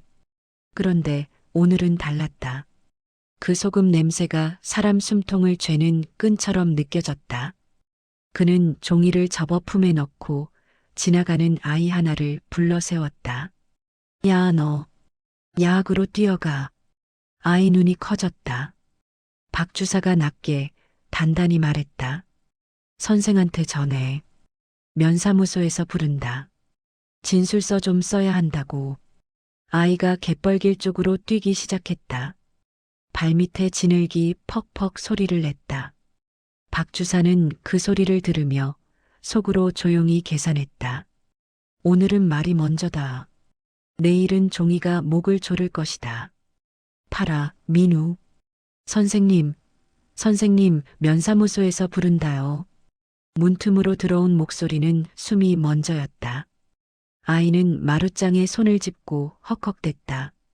등잔불이 그 숨결에 흔들려 벽에 걸린 한지 그림자들이 한 번씩 커졌다, 작아졌다 했다. 민우는 펜끝을 종이에서 떼지 못한 채 눈만 들어 아이를 봤다. 누가 부른다 했냐? 아이의 두 뺨엔 바닷바람이 비벼놓은 붉은 기가 남아 있었다. 박 주사님이요. 진술서 쓴다카요. 민우의 손등에 잉크 한 점이 번졌다. 그는 그 점을 손가락으로 문질렀다. 지워지지 않았다.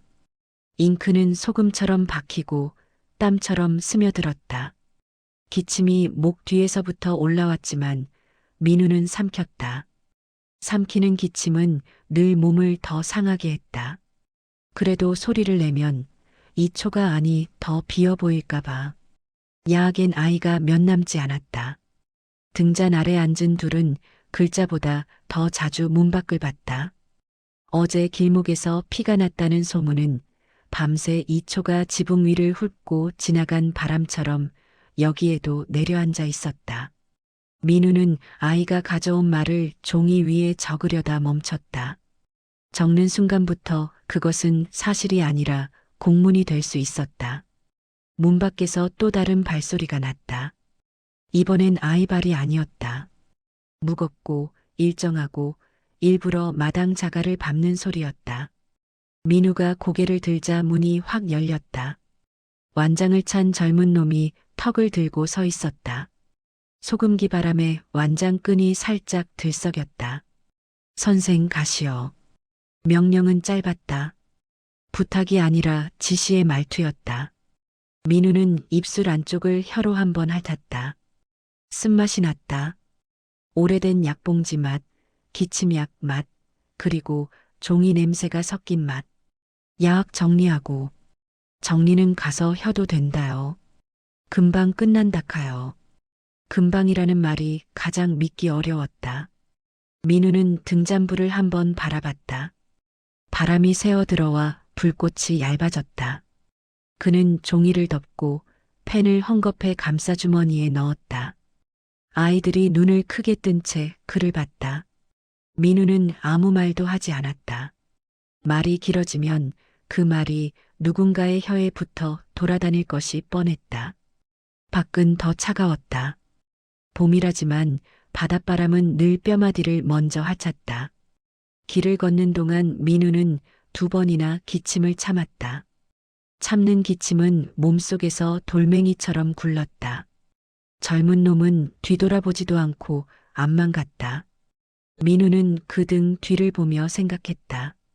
저 등 뒤에 붙은 완장은 결국 종이 한 장과 같은 힘을 가진다. 종이가 힘이 되면 그라는 사람이 먼저 끌려간다. 면사무소에 들어서자 냄새가 달라졌다.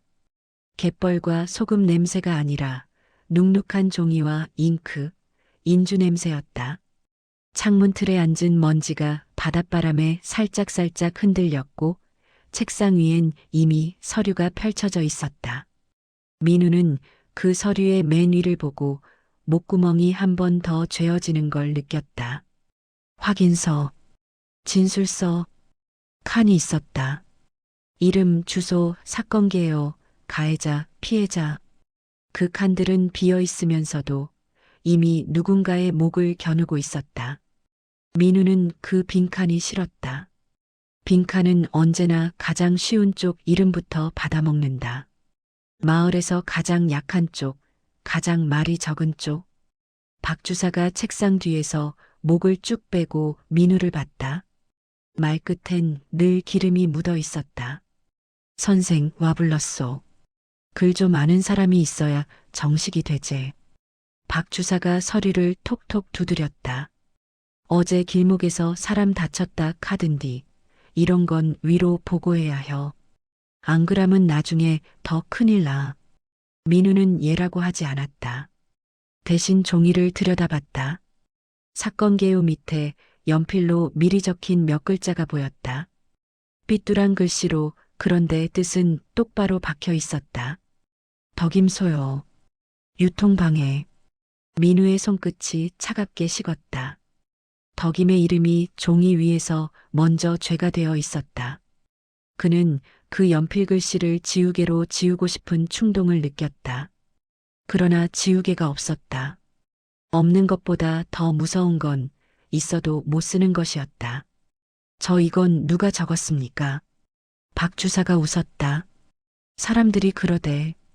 사람들 말이 그람은 틀린 건 아니제. 그는 사람들이라는 말 뒤에 숨어 자기 손을 씻었다. 선생은 말만 정리해서 문장으로만 다듬어주면 돼.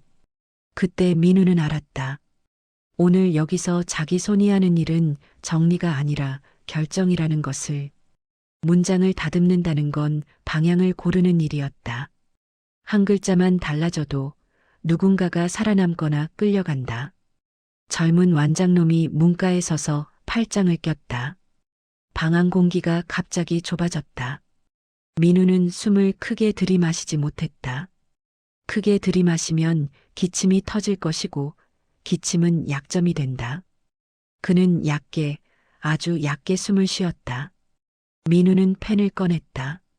잉크병 뚜껑을 여는 순간 인주 냄새가 더 진하게 섞여 들어왔다. 그는 서류의 빈칸을 오래 바라보다가 천천히 글을 적기 시작했다. 길목에서 주민 간 물품 이동 과정 중 충돌 발생. 상호 언쟁과 몸싸움이 이어져 부상자 1명 발생. 그는 가해자 칸을 비워두었다. 박 주사가 눈썹을 올렸다. 선생. 가해자가 있어야지. 민우는 펜끝을 종이에 대고도 바로 적지 않았다. 그 짧은 침묵 속에서 등잔불이 없는 방이 더 차갑게 느껴졌다. 가해자라기보다 서로 엉켰습니다. 민우가 낮게 말했다. 길이 막혀서 다들 예민했고 박 주사는 혀를 차듯 입을 삐죽했다. 예민한 건 예민한 거고 위에는 이름이 있어야 혀.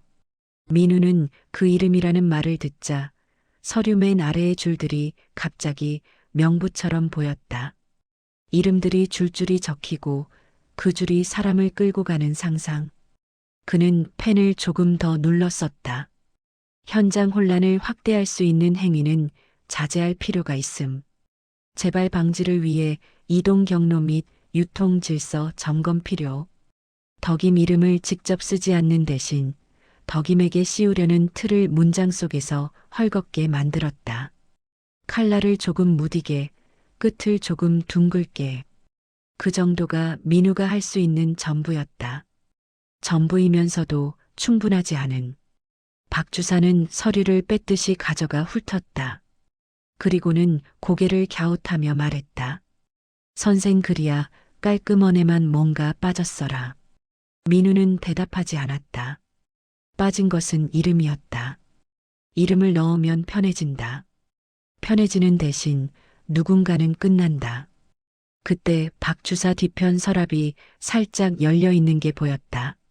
안쪽에 다른 종이 뭉치가 있었다. 유통 통제, 단속, 재발 방지. 같은 말들이 줄줄이 적혀 있었다. 박 주사는 오늘만 이러는 사람이 아니었다. 종이를 쌓아두는 사람은 늘 내일을 준비한다. 내일은 더 큰 종이가 필요해진다. 민우는 손바닥에 땀이 찼다. 그는 그 땀을 주머니 안에서 헝겊으로 닦았다. 그리고 자기 노트를 떠올렸다. 야학에서만 쓰던 노트. 그 노트는 지금 이 방에서 꺼내면 안 된다. 노트는 기록이지만 기록은 칼이 된다. 칼은 칼집이 있어야 한다. 박 주사가 도장을 찾으며 중얼거렸다. 이제 위에 올림은 유통 통제도 더 정식이 될 것이요. 완장놈이 웃었다. 웃음이 가벼웠다. 가벼운 웃음이 무서웠다. 사람을 해칠 때 그들은 대체로 가볍다. 민우는 마지막으로 서류를 한 번 더 바라봤다. 빈칸이 아직도 남아 있었다. 그 빈칸은 언젠가 누군가의 이름으로 채워질 것이다. 오늘이 아니더라도. 민우는 속으로 짧게 말했다. 오늘은 오늘만은. 면사무소 문을 나서며 민우는 한 번 기침을 터뜨렸다. 참다가 터진 기침은 허파 안쪽을 긁었다. 그는 고개를 숙여 숨을 골랐다. 바깥 공기엔 다시 소금기가 섞여 있었다. 그런데 그 소금기조차 아까 방 안의 인주 냄새를 씻어내지 못했다. 야학으로 돌아오는 길, 민우는 덕임네 쪽 길목에서 발을 잠깐 멈췄다. 발밑 지늘기부터 신발이 무거워졌다. 그는 덕임에게 말해주고 싶었다. 종이에 이름이 먼저 적혀 있다고. 말이 문서가 되기 시작했다고. 하지만 입을 열면 그 말이 또 다른 말이 되어 돌아다닐 것을 알았다. 민우는 등을 돌렸다. 돌리는 순간 등 뒤에서 바다가 한번 크게 숨을 쉬는 소리가 났다. 밀물도 썰물도 아닌 그 중간의 숨. 그 숨이 오래 끌면 사람들은 더 쉽게 누군가를 탓한다. 초가 야학에 도착했을 때 등잔불은 아직 살아 있었다. 아이들이 그를 보며 안도하는 눈빛을 보냈다. 민우는 웃지 못했다. 그는 등잔불 아래 앉아 자기 노트를 펼쳤다가 다시 덮었다. 덮는 손끝이 떨렸다. 기록은 진실이 될 수도 있다. 하지만 오늘의 기록은 누군가를 죽이는 문장이 될 수도 있다. 민우는 펜을 들어 노트 맨 구석에 아주 작게 한 줄만 적었다. 잉크는 피보다 차갑다. 그리고는 그 줄을 헝겊으로 덮어버렸다. 구하 민우 마이너스 덕임. 야학 마당의 흙은 낫보다 더 무거웠다. 밤새 바닷바람이 습기를 물고 들어와 발을 디딜 때마다 흙이 신발 밑창을 끌어안았다. 민우는 문턱 앞에서 한 번 멈췄다. 등잔불이 창호지 뒤로 희미하게 흔들렸다. 그 흔들림이 자꾸 면사무소의 종이들을 떠올리게 했다. 빈칸, 도장 위에서 문을 밀자 등잔 냄새가 먼저 코를 찔렀다. 심지가 타는 냄새는 늘 따뜻해야 하는데 오늘은 이상하게 서늘했다. 아이들이 둘. 그마저도 눈이 자꾸 문 밖으로 갔다. 민우가 들어오자 아이들은 숨을 삼켰다. 선생이 돌아왔는데도 기쁜 얼굴이 아니었다. 돌아왔다는 사실 자체가 무사인지 시작인지 모르겠다는 표정이었다. 민우는 아무 말 없이 자리에 앉아 등잔 기름을 확인했다. 바닥이 보였다. 기름이 바닥을 보이면 불이 먼저 얇아지고 말이 먼저 줄어든다. 그는 주머니에서 작은 병을 꺼냈다. 약병이었다. 기침약이 아니라 남은 기름을 받아두던 병. 민우는 병을 흔들었다. 찰랑거림이 없었다. 선생님, 아이 하나가 조심스럽게 물었다. 면사무소에서 뭐라카요? 민우는 대답 대신 아이의 머리를 손바닥으로 한번 눌러줬다. 눌러주는 손이 따뜻할수록 아이는 더 겁을 먹는다는 걸 민우는 알았다. 따뜻함은 곧 불안의 다른 말이 되기도 했다. 집에 가. 민우는 짧게 말했다. 오늘은 일찍. 아이들은 서로 얼굴을 보고 말없이 신발을 끌었다. 문이 닫히자 야간이 갑자기 넓어졌다. 넓어진 만큼 비어 보였다. 민우는 창호지에 귀를 기울였다. 바깥에서 누군가 지나가는 발소리. 마당 자갈을 일부러 밟는 소리. 완장놈의 걸음처럼 일정한 소리였다. 민우는 숨을 얕게 쉬었다. 기침은 참아야 했다. 기침은 이 초가의 약점이 아니라 그의 목숨 줄이기 때문이다. 그때 문 밖에서 또 다른 기척이 났다. 이번엔 자갈을 밟지 않았다. 흙을 밟는 소리. 무릎을 굽히지 않으면 그렇게 안 나는 소리였다. 민우는 문을 열지 않고 등잔불만 바라봤다. 불꽃이 한번 크게 흔들렸다. 누군가 그림자처럼 지나가다가 멈춘 것이다. 선생, 낮게 부르는 목소리. 민우는 그 목소리를 안다. 바람에 갈라진 듯하지만 속은 단단한 목소리. 그는 문을 열었다. 문틈으로 덕임이 서 있었다. 옷자락엔 소금기와 흙이 함께 붙어 있었다. 젖은 소금은 마르면 하얗게 일어나고 마르기 전엔 회색 얼룩으로 눌어붙는다. 덕임은 문턱을 넘지 않았다. 넘는 순간부터 드나드는 사이가 된다. 드나드는 사이는 사람들 혀에 가장 잘 붙는다. 민우가 낮게 말했다. 여기까지 어쩐 일이오? 덕임은 대답 대신 손을 내밀었다. 손바닥 위에 기름 종이로 싼 작은 덩이가 있었다. 민우가 가까이 가자 고소한 냄새가 났다. 밥이 아니라 기름. 덕임이 어딘가에서 짜낸 들기름 한 숟갈을 헝겊에 묻혀 쌓은 것이었다. 등잔에 넣으라는 말이었다. 말이 없는데도 뜻이 너무 분명했다. 민우는 그걸 받지 않았다. 받는 순간부터 빚이 된다. 빚은 돈만이 아니다.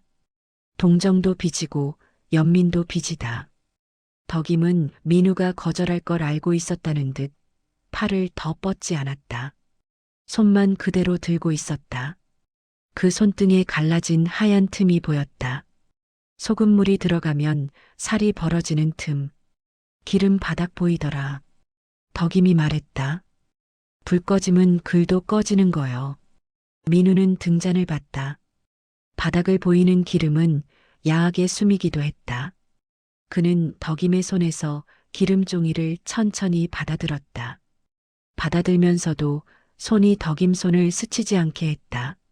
스치는 순간 그 감촉이 오래 남는다.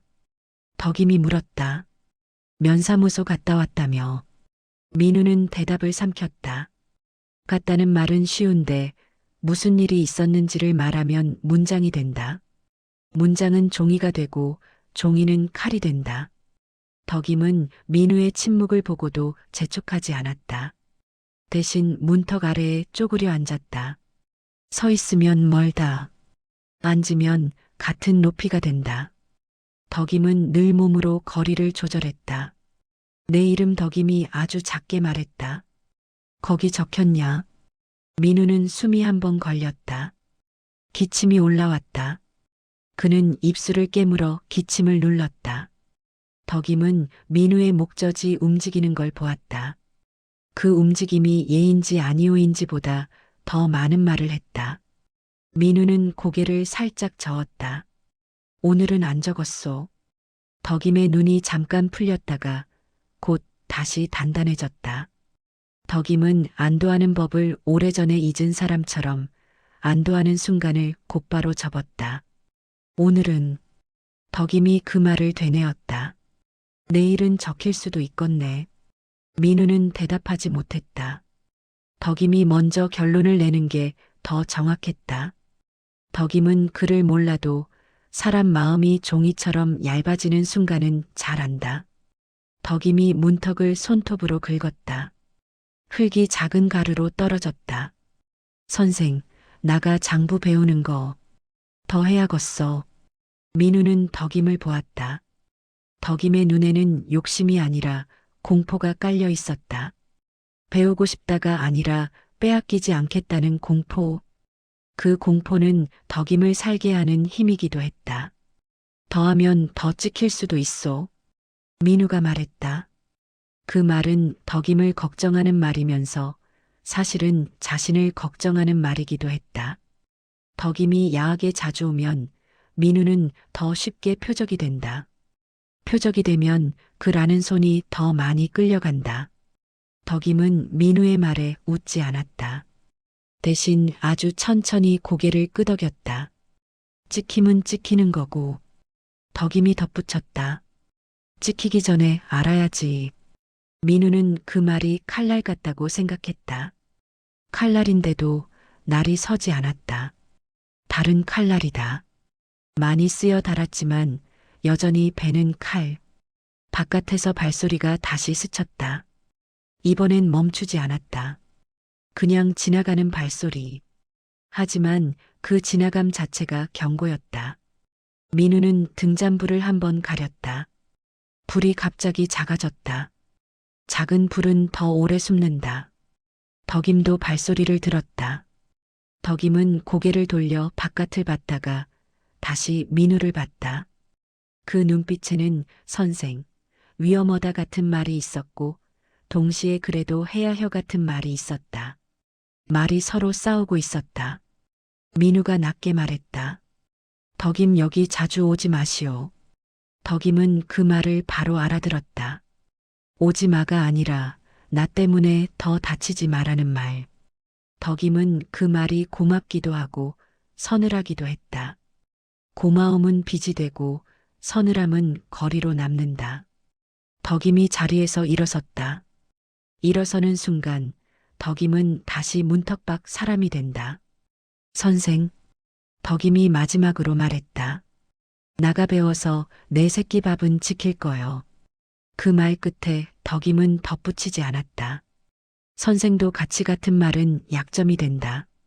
덕임은 약점을 만들지 않았다. 민우가 덕임을 붙잡지 않았다. 붙잡는 손은 곧 소문이 된다. 덕임이 돌아서는 뒷모습을 보며 민우는 주머니 속 펜을 꽉 쥐었다. 펜이 손바닥에 자국을 남겼다. 자국은 잉크가 없어도 남는다. 덕임이 마당을 가로질러 나갈 때 바닷바람이 한번 크게 불었다. 덕임 옷자락의 소금기가 하얗게 일었다. 그 하얀 가루가 잠깐 공중에 떠올랐다가 다시 흙으로 떨어졌다. 소금은 결국 땅으로 돌아간다. 사람도 결국 땅으로 돌아간다. 민우는 오늘 그걸 너무 잘 알게 됐다. 문이 닫히고 야학 안엔 다시 등잔불 하나만 남았다. 민우는 덕임이 준 기름을 등잔에 조심히 부었다. 기름이 들어가자 불꽃이 잠깐 커졌다. 커졌다가 금세 다시 얇아졌다.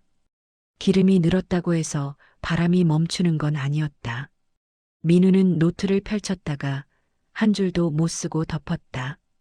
그리고 펜끝을 세워 노트 표지에만 아주 작게 눌러 적었다.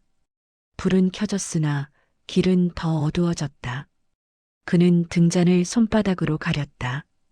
바람이 불어도 꺼지지 않게. 하지만 손바닥 하나로 막을 수 있는 바람은 원래부터 약한 바람뿐이라는 걸 민우는 알고 있었다. 10화 둑길. 둑길 위 바람이 오늘은 유난히 비릿했다.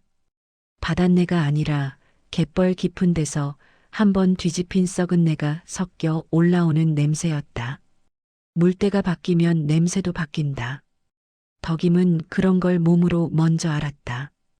염전판에서 소금꽃이 피기 전에 공기가 먼저 달라지는 것처럼 덕임은 야학에서 돌아오며 마을길을 피했다. 사람들 혀가 잘 붙는 길이 따로 있다. 우물가를 돌면 소문이 따라붙고 회관 앞을 지나면 눈이 붙는다. 덕임은 둑길로 올라왔다. 바람이 세면 말도 멀리 날아간다. 최소한 오늘 밤은 아무도 제 입으로 뭘 보탤 힘이 없을 테니. 둑이 풀잎이 바람에 눕고 일어서며 슥슥 소리를 냈다. 그 소리가 마치 누군가 낫을 갈아대는 소리 같았다. 덕임은 잠깐 발을 멈추고 바다 쪽을 봤다. 썰물이라 갯벌이 넓게 드러나 있었다.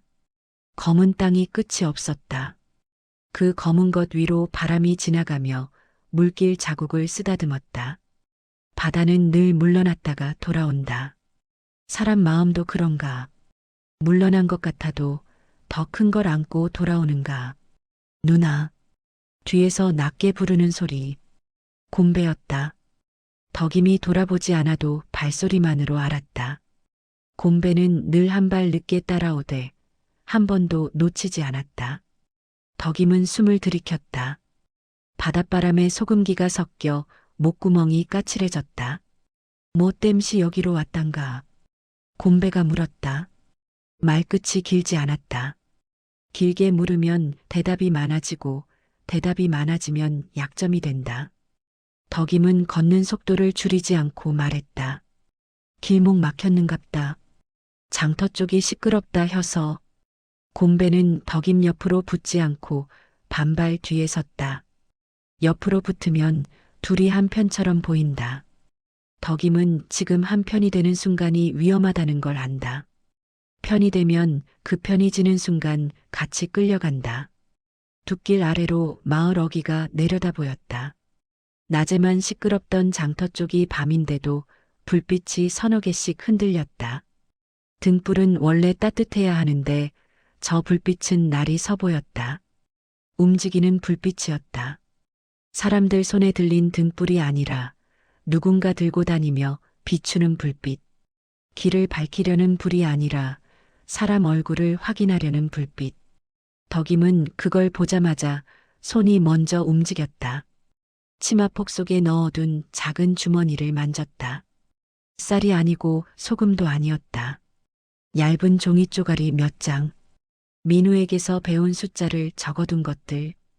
오늘은 야하게 오래 앉아있지 않았는데도 그 종이의 감촉이 이상하게 무거웠다. 종이는 밥이 아니라고 하면서도 종이가 밥을 끊을 수도 있다는 걸 덕임은 이제 안다. 저그 완장 놈들인갑다. 곰배가 이를 악물었다. 곰배는 완장을 싫어했다. 완장이 뭔 말도 안 되는 힘을 만들어내는 걸 덕임보다 먼저 몸으로 겪었다. 길목에서 막히고 소금 가마니가 빼앗기고 말 한마디가 죄가 되는 걸 덕임이 낮게 말했다. 보고만 있어라. 앞서 나서지 마라. 곰배가 아따하고 말을 삼키는 소리가 들렸다. 덕임은 그 소리를 듣고도 돌아보지 않았다. 돌아보면 곰배 눈이 보이고 곰배 눈을 보면 마음이 흔들린다. 흔들리면 판단이 늦어진다. 늦어지면 누군가가 먼저 손을 뻗는다. 둑길 중간쯤 작은 쉼터처럼 돌을 쌓아둔 곳이 있었다. 예전엔 거기서 마을 사람들이 바닷바람을 맞으며 담배를 태웠다. 오늘은 누군가 먼저 와 있었다. 박 주사였다. 어두운 데서도 박 주사 어깨는 잘 보였다. 어깨가 크다기보다 늘 어깨에 뭔가를 걸치고 다녀서였다. 오늘도 어깨에 누런 천을 걸치고 있었다. 그 천이 도장 잉크에 스친 것처럼 얼룩이 졌다. 박 주사가 덕임을 보자 마치 우연히 마주친 척 손을 들었다. 아따, 덕임 아니냐? 이 밤중에 어딜 싸돌아댕겨. 덕임은 멈추지 않고 지나치려 했다. 박 주사는 덕임의 길을 막지 않으면서도 말로 길을 막았다. 말은 막히지도 않고 넘어가지도 않는다. 그냥 붙는다. 시방 장터 쪽이 어수선하다. 소금 갖고 나가면 시끄러워질란께. 박 주사가 혀를 찼다. 위에서 말이 내려왔단께. 괜히 애먼 소리 듣지 말고 조심혀. 덕임은 박 주사 입에서 위에서가 나오면 그 뒤엔 늘 칼 같은 게 따라온다는 걸 알았다. 도장, 명부, 봉인, 검문. 사람들은 위에서라는 말에 손을 내리고 그 손 내린 틈으로 누군가가 움켜진다. 덕임이 박 주사 쪽을 한번 바라봤다. 눈을 크게 뜨지 않았다. 크게 뜨면 감정이 나온다. 덕임은 감정 대신 말에 무게만 올렸다. 위에서가 뭘 어쨌다요? 덕임이 말했다. 나갈 길은 나가 알아서 나간다요. 박 주사가 웃었다. 웃으면서도 눈은 웃지 않았다. 징어다 징해. 너는 참말로 입이 화근이여. 덕임은 그 웃음이 싫었다. 박 주사는 늘 웃으며 살아남았다. 누가 이기든 누가 지든 웃으며 줄만 바꿨다. 덕임은 그런 웃음이 제일 무서웠다. 칼 든 놈은 칼만 조심하면 된다. 웃는 놈은 칼이 어디 있는지 모른다. 덕임이 박 주사를 지나쳐 둑길 아래로 시선을 던졌다. 장터 쪽 불빛이 더 가까워졌다. 불빛 사이로 사람 목소리가 들렸다. 누군가 어느 집 소금이냐 따지는 소리. 누군가 불순이라는 단어를 입에 올리는 소리. 그 단어는 바람을 타고 멀리 날아오는데도 덕임 귀를 아프게 찔렀다. 불순이란 말은 원래 물이 썩었을 때 쓰는 말 같았다. 그런데 요즘은 사람에게 붙는다. 곰배가 낮게 말했다. 누나, 저기 내려가면 걸릴 낀디. 덕임은 고개를 끄덕였다. 내려갈 생각 없다. 덕임은 둑길을 더 안쪽으로 염전 창고 쪽으로 돌렸다. 창고는 덕임에게 일터였고 동시에 감옥 같았다. 봉인이 붙었다 떨어지고 자물쇠가 바뀌고 밤마다 누군가가 기웃댔다. 그럼에도 덕임은 창고를 떠날 수 없었다. 떠나는 순간 그 자리에 다른 사람이 주인처럼 서 있을 테니까. 바람이 한 번 세게 불었다. 두 귀 흙먼지가 일어나 덕임 얼굴을 스쳤다. 덕임은 눈을 찡그리지 않았다. 흙먼지는 잠깐이고 사람 눈빛은 오래 간다. 덕임은 바람 속에서 또 다른 냄새를 맡았다. 연기 냄새. 장터 쪽에서 누군가 모닥불을 피운 냄새인지 아니면 더 멀리서 올라온 냄새인지 알 수 없었다. 연기 냄새는 늘 무언가가 타고 있다는 뜻이다. 집이 타든 마음이 타든. 박 주사가 뒤에서 덕임을 불렀다. 덕임아. 덕임이 돌아보지 않자 박 주사가 목소리를 더 낮췄다. 소문이 있더라. 북쪽이 어쩐다. 남쪽이 어쩐다 그런 소리 말이여. 세상이 뒤집힌다 카더라. 덕임은 그 말에 발을 멈췄다. 세상이란 말이 덕임에게는 너무 컸다. 덕임에게 세상은 염전판, 창고, 집, 아이 밥그릇, 시어머니의 숨소리. 그 바깥은 소문이고 그 소문이 들어오면 늘 누군가가 죽었다. 덕임이 낮게 말했다. 세상 뒤집힘은 먼저 밥그릇부터 뒤집힌다요. 박 주사는 대꾸를 못했다. 그 말이 맞아서가 아니라 맞는 말은 위험해서다. 박 주사는 위험한 말 앞에서 늘 조용해졌다. 조용해지는 게 그의 기술이었다. 덕임은 다시 걸었다. 발밑 두 길이 묘하게 진동하는 것 같았다. 바닷물 때문인지 바람 때문인지 아니면 저 아래에서 사람들이 몰려다니며 땅을 밟는 것 때문인지. 덕임은 잠깐 멈춰서서 하늘을 봤다. 구름이 낮게 깔려 있었다. 달이 있어도 빛이 뿌옇게만 퍼졌다.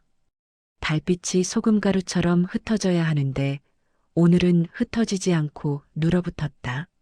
먼 데서 소리가 났다. 천둥인지 멀리서 굴러오는 수레바퀴인지 아니면 뭔가 다른 건지 분간이 안 됐다.